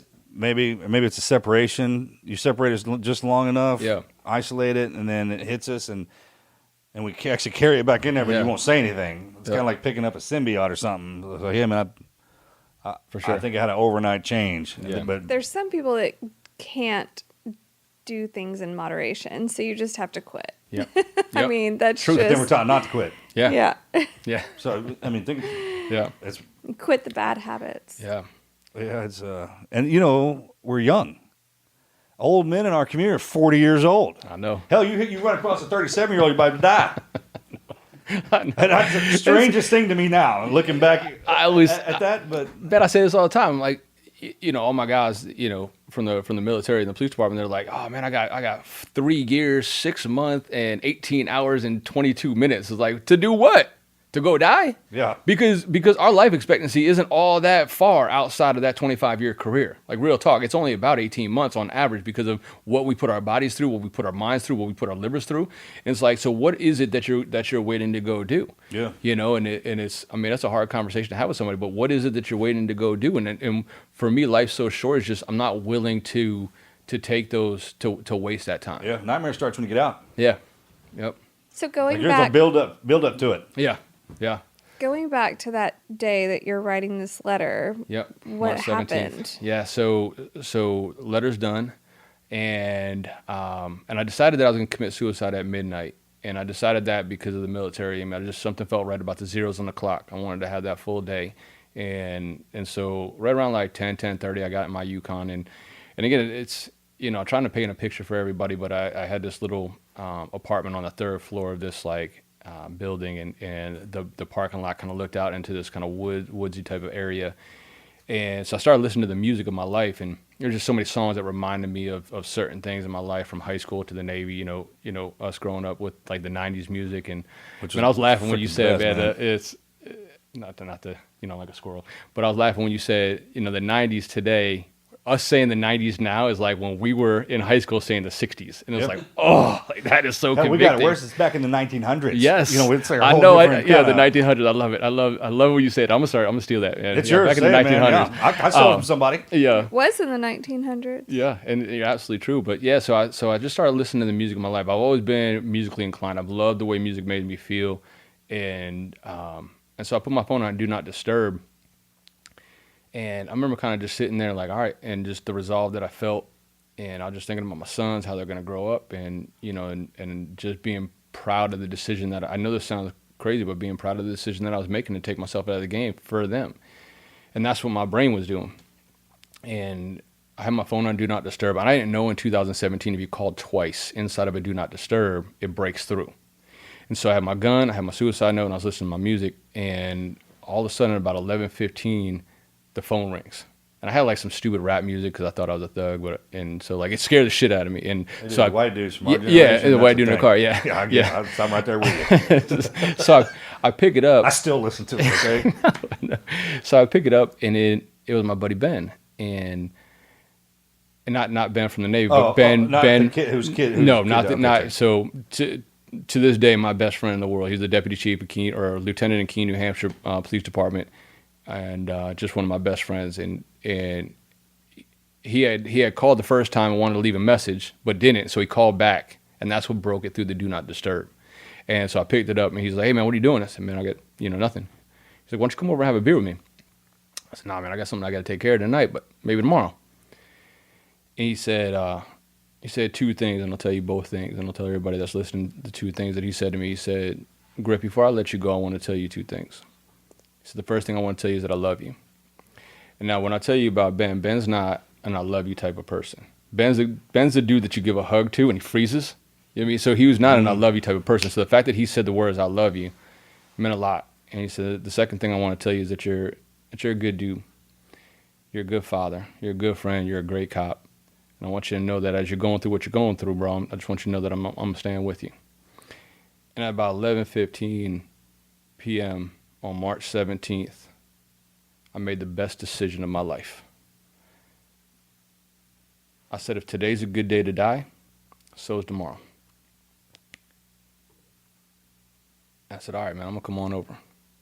There's nothing about March 17th, and maybe it was just happened to be that day. It wasn't, people asked me like it was St. Patty's Day, and I wasn't thinking about any of that stuff.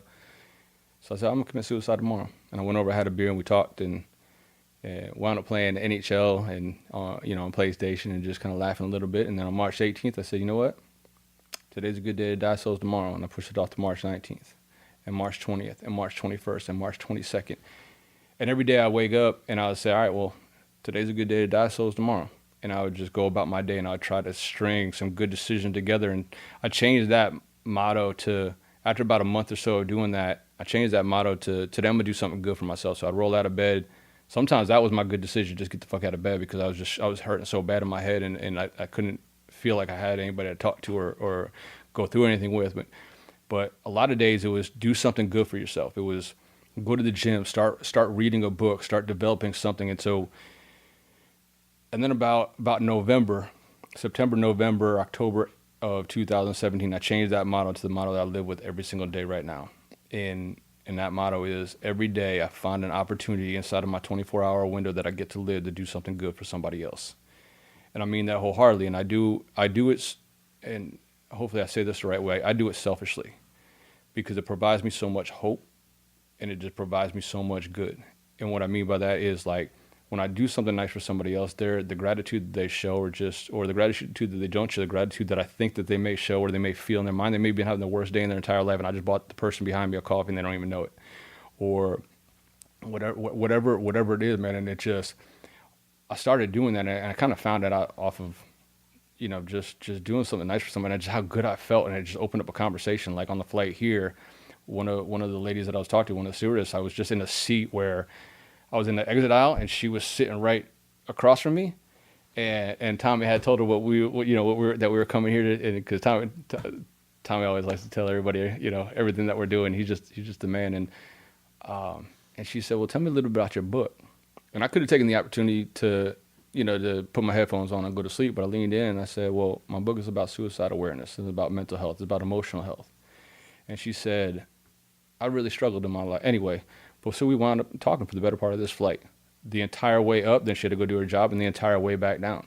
And, little things like that, like I take those opportunities to try and do something good because it makes me feel so much better. And I think one of the recipes, like the off-ramp or the way out, is that hope. I think the first thing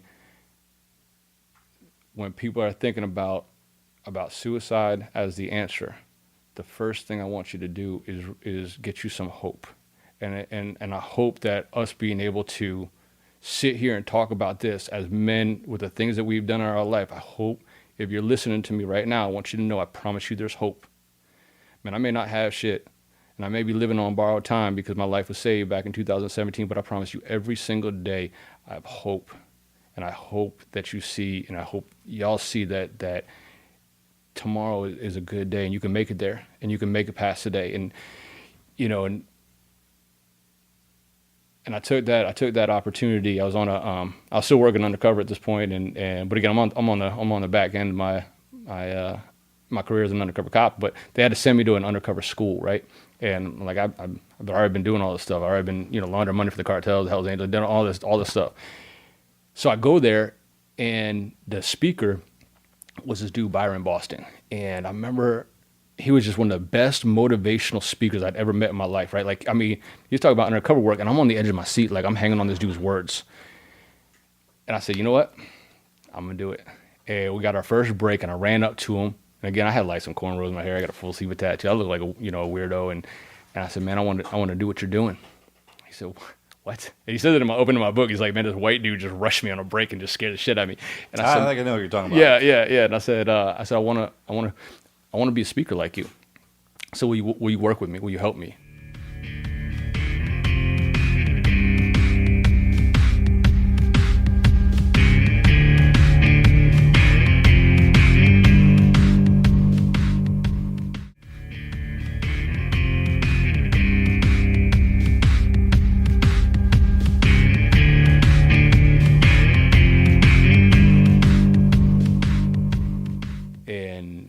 He did. And Byron and Sabrina took me in and he worked with me. Because again, people don't understand, like, speaking is a craft. It's tough. It's tough to be a public speaker. It's tough to get up in front of an audience and relive your darkest memories and do it in a way that's successful and powerful for other people without just crippling them. Yeah, without just sometimes folding up. Yeah.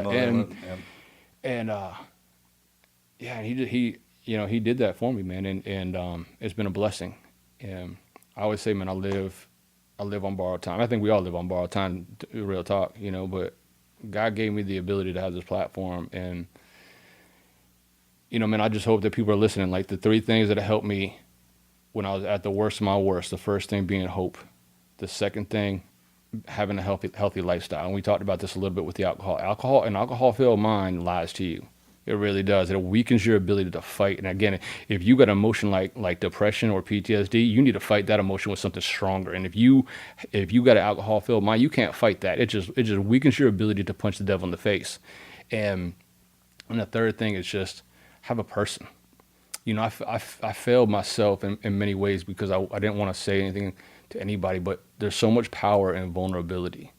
And I never used to look at it like that. I used to think that there's a weakness inside of vulnerability, but there's not, man. There's power inside of that. And the more that I was able to open up and just say the things that I just said, to one of my heroes in this world, there's power inside that. And if you don't feel comfortable with a person yet, start with a journal.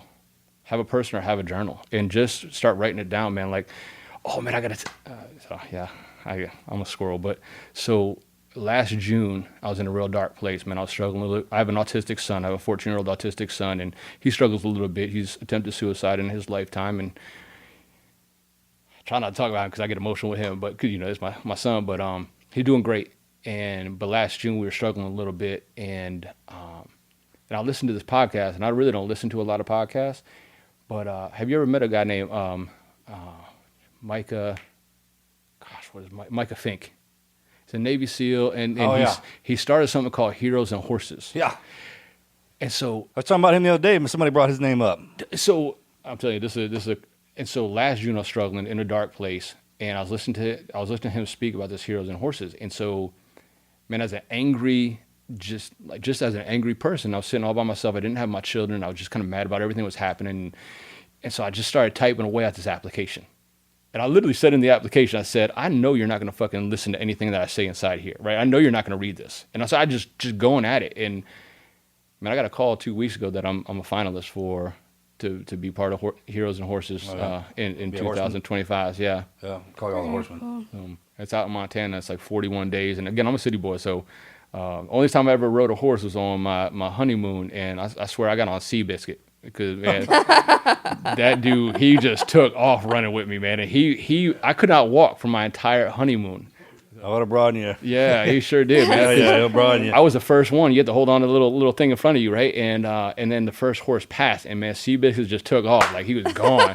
And I'm just, and the whole week I was like, I can't even sit down. I can't. Yeah, he hurt me. Yeah, he hurt me. So funny. So I grew up on a ranch, so every time I would get back, I'd go to the horses. Yeah, not knowing that it was. And then I also hunt with my boys, and we'll do a horseback hunt. Yeah. For what it is, when you're standing next to something that's more powerful than you, kind of comes down, and it helps. Puts life in perspective, doesn't it? Yeah. You just realize that sometimes, like, we think we have so much power, but at the end of the day, the earth has that power.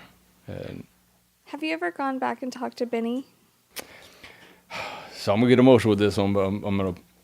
It's all right. So the scariest day of my life was when I hit publish on my book, because it was my inner darkest secrets. But I knew that I wanted to do it.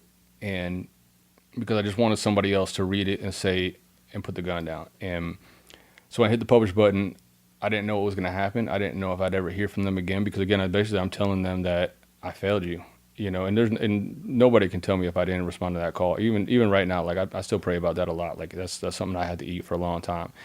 And Brittany's grandmother, so Benny's grandmother, reached out to me on Facebook, and she said, I just want to let you know that I'm really sorry. I'm really sorry that I didn't respond when the call came out. And she said, Matt, please don't ever be sorry. You were our earth angel that day and that leading week. And she just said, we love you, and I'll make sure I tell everybody that you said hi. And that's the only.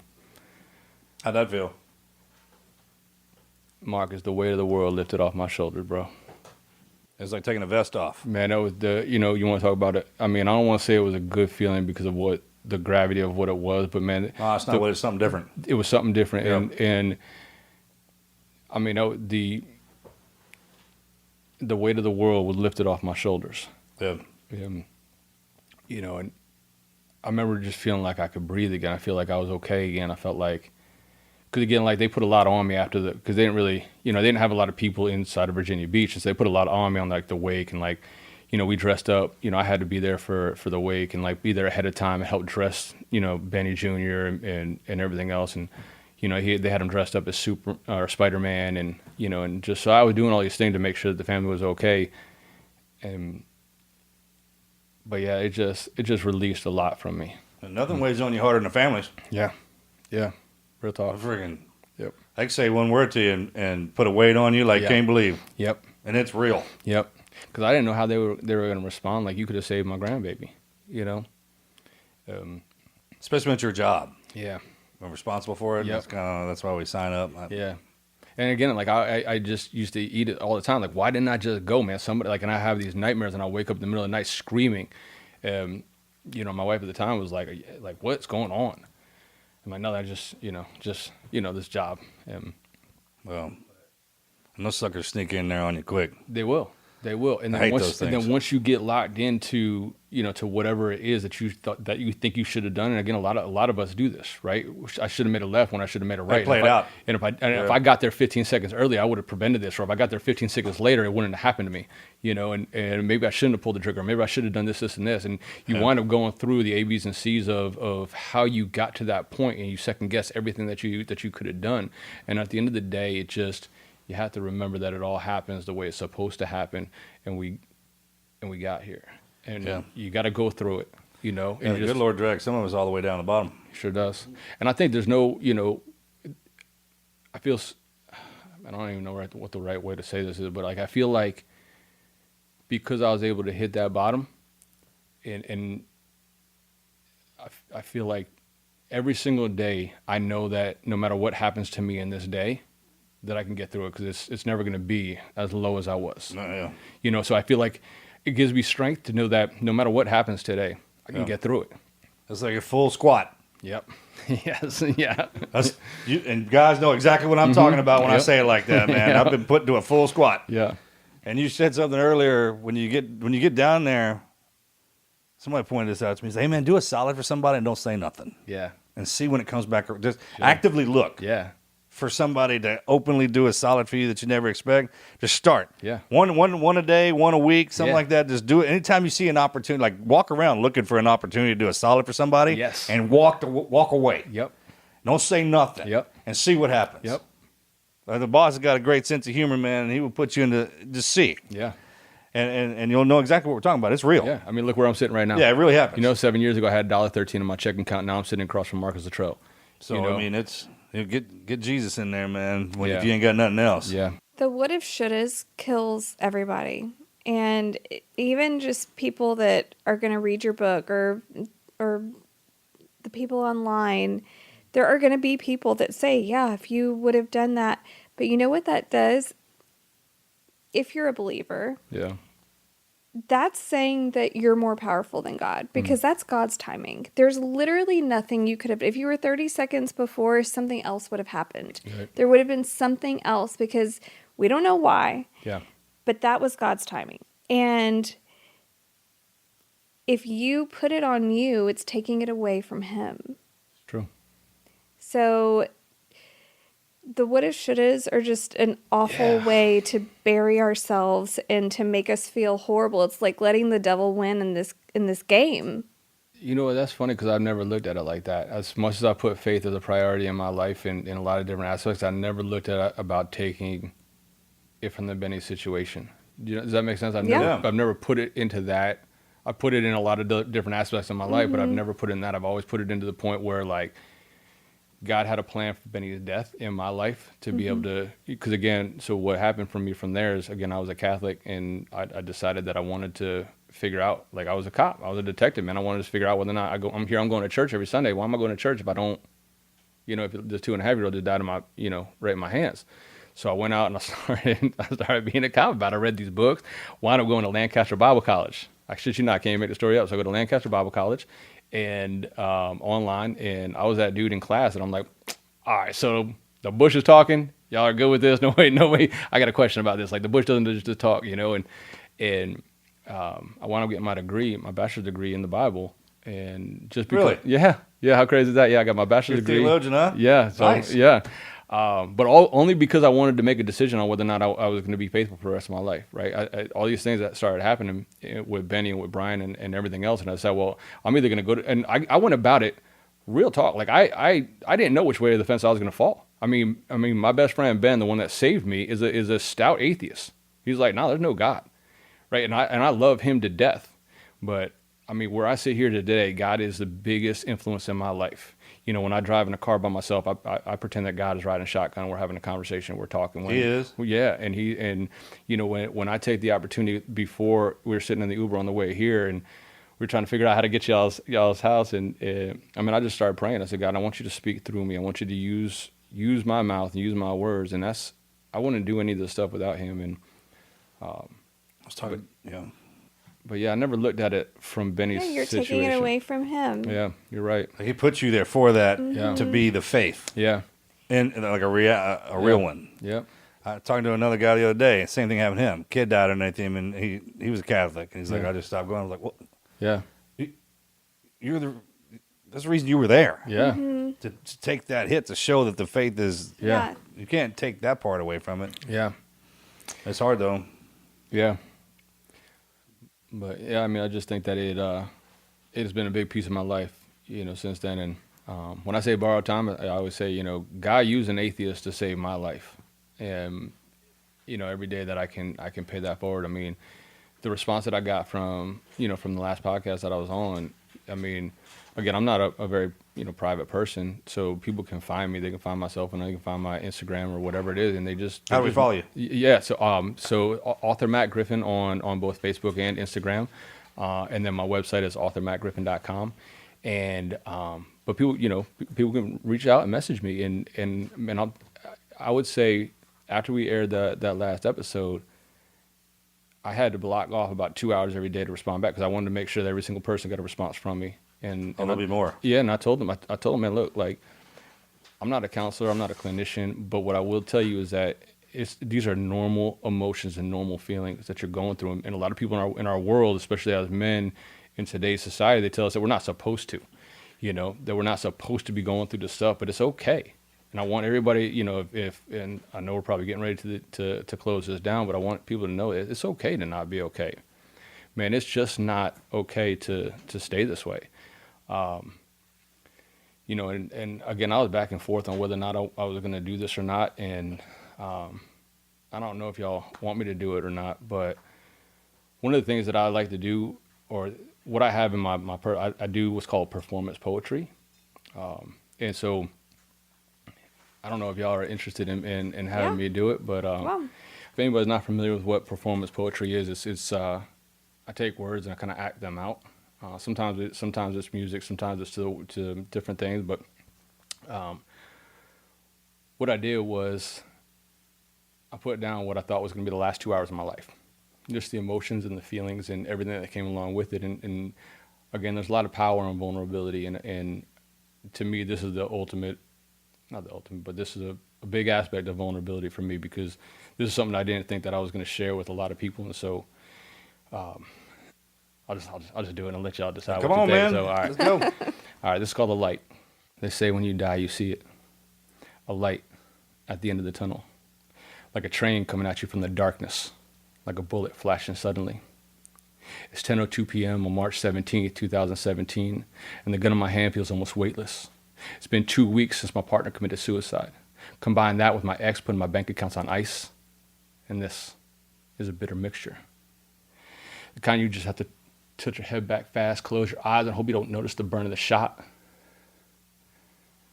Well, this tunnel, it only moves in one direction, one way down, one choice, and not even one thing left to live for. So tired of the strain of my son seeing their father as a failure. But I got to be strong for them. Zeros is midnight in military time. My time is up. I wrote my suicide note. The final word is all that'll be left of me, but it reads like a poem to my sons. I know you won't understand this, but please know that I love you more than anything. You are my light in bad times and my sunshine every morning. It's 10:51 p.m. Do you remember your first dead body? I do. I saw more trauma in one day than most will see in a lifetime. Suck it up, Griff. Shut your mouth, Griff. Can someone just say it's going to be okay? Can someone tell me about these nightmares will go away? Because if you're not strong enough to see it, then it's not the job for you. Mechanical disposition, worn like a uniform that never quite fit. Save my firecracker, save my firecracker, she screamed. As her 2-year-old took his last breath in my mouth during CPR. It's like the hollow eyes of men with guns to their temples at this moment, embedded like bullets and skulls in drywall. The flash and noise of violence, the blood spatter, the shattered bones, my voice echoes between screams. Please, don't do this. Those smiling family photos on the walls of the person that was alive only seconds ago. Look, we're taught to normalize nightmares as an occupational hazard. We speak crisis like a learned language. Those midnight patrols starting with roll, we always see somebody wrapped around a pole. I look at the clock one more time. It's 11:13 p.m. Look, we're all one step away. One choice, one accident, one misstep from having ourselves lost to our own darkness, because these addictions and these demons like divorce and alcohol and anger, they drive us to addictions that take our hands. They tell us that we are worthy of feeling good again, like we deserve the slightest relief from the secrets that we've been forced to carry, the silence that we've been told to shoulder. Look, guys, I feel the pull to forget. I know the pleasure of wanting to escape this pain, these memories, these broken pieces that have gathered together that resemble someone worth saving. But sometimes when I look in the mirror, it breaks under the weight of its own reflection. The gun in my hand feels a little bit heavier now. It's just about time. I look at the clock, it says 11:45. Who you are to be, you are now becoming. That's what Aristotle says. So who am I? I'm the cop in the car that you hate because I was seconds too late. Don't you have something better to do, cop? Yeah, tonight I sure do. Read my note for one last time. Even when the curtain closes for us all, the show will live on. I've lived the best life I could, but I wasn't good enough. I wasn't strong enough, but I can be now. I want to see that light, but maybe that light is never coming. Maybe the light is one that here, one that I hold in my hand. A flash in the dark. Lightning bolt. Choose. Choose. Who you are to be, you are now becoming. Well, guess what? I'm becoming free of the memories that I was trained to swallow, like the knot in my throat, the canary in the coal mine. Why can't we talk about this? Countdown begins. I'm tired. Just ready to leave this all behind. It's 11:58. It's 11:59.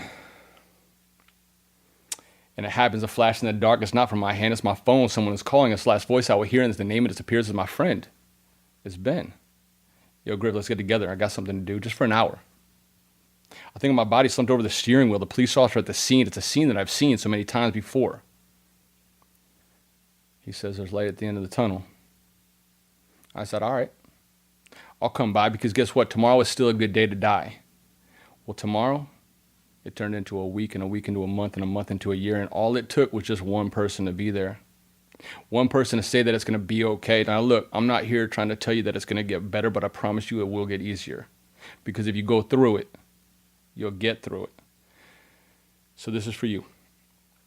To all the men and women, mothers and fathers, sons and daughters, law enforcement and military alike, who didn't get a chance to see the light, who didn't have the signposts to lead them to get the help that they needed, because the number one leading cause of death in police and military, it's not homicide, it's suicide.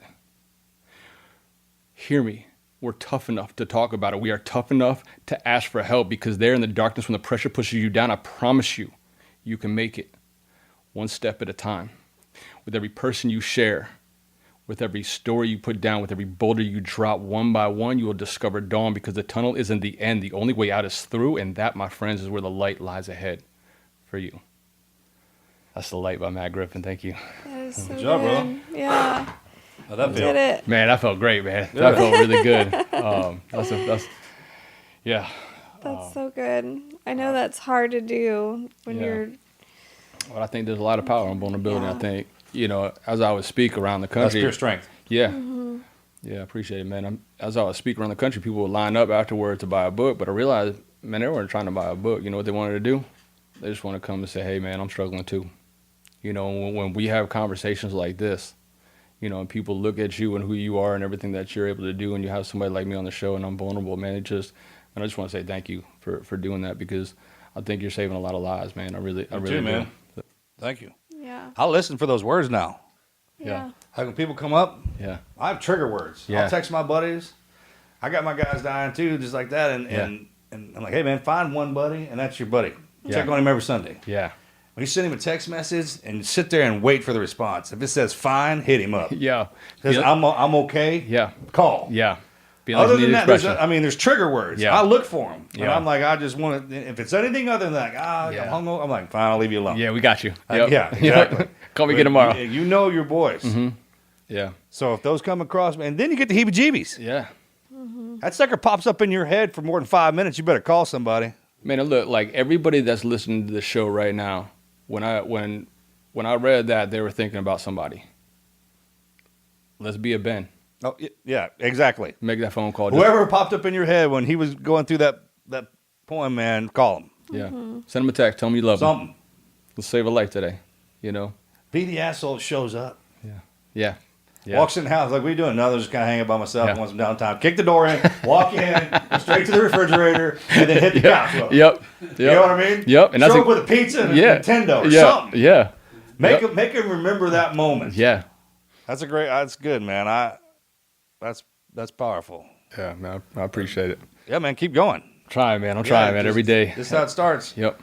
Like I said, man, full squat. Now you're going back up. Yeah. I mean, every no, I'm one step closer to a yes. That's right. And there's so many things that I'm trying to accomplish in between the book and between hopefully getting a movie deal and things like that. Just every no, and that's another thing. Like I know, man, God's got a plan, and I'll put it out there right now. I know that at some point, it's going to happen. And I have faith in that. And I can see it. I got a vision of it. And I know that every time when somebody says, no, it's not the right one, like I've submitted the screenwrite to hundreds of people and nah, it's too long. Nah, it's too this.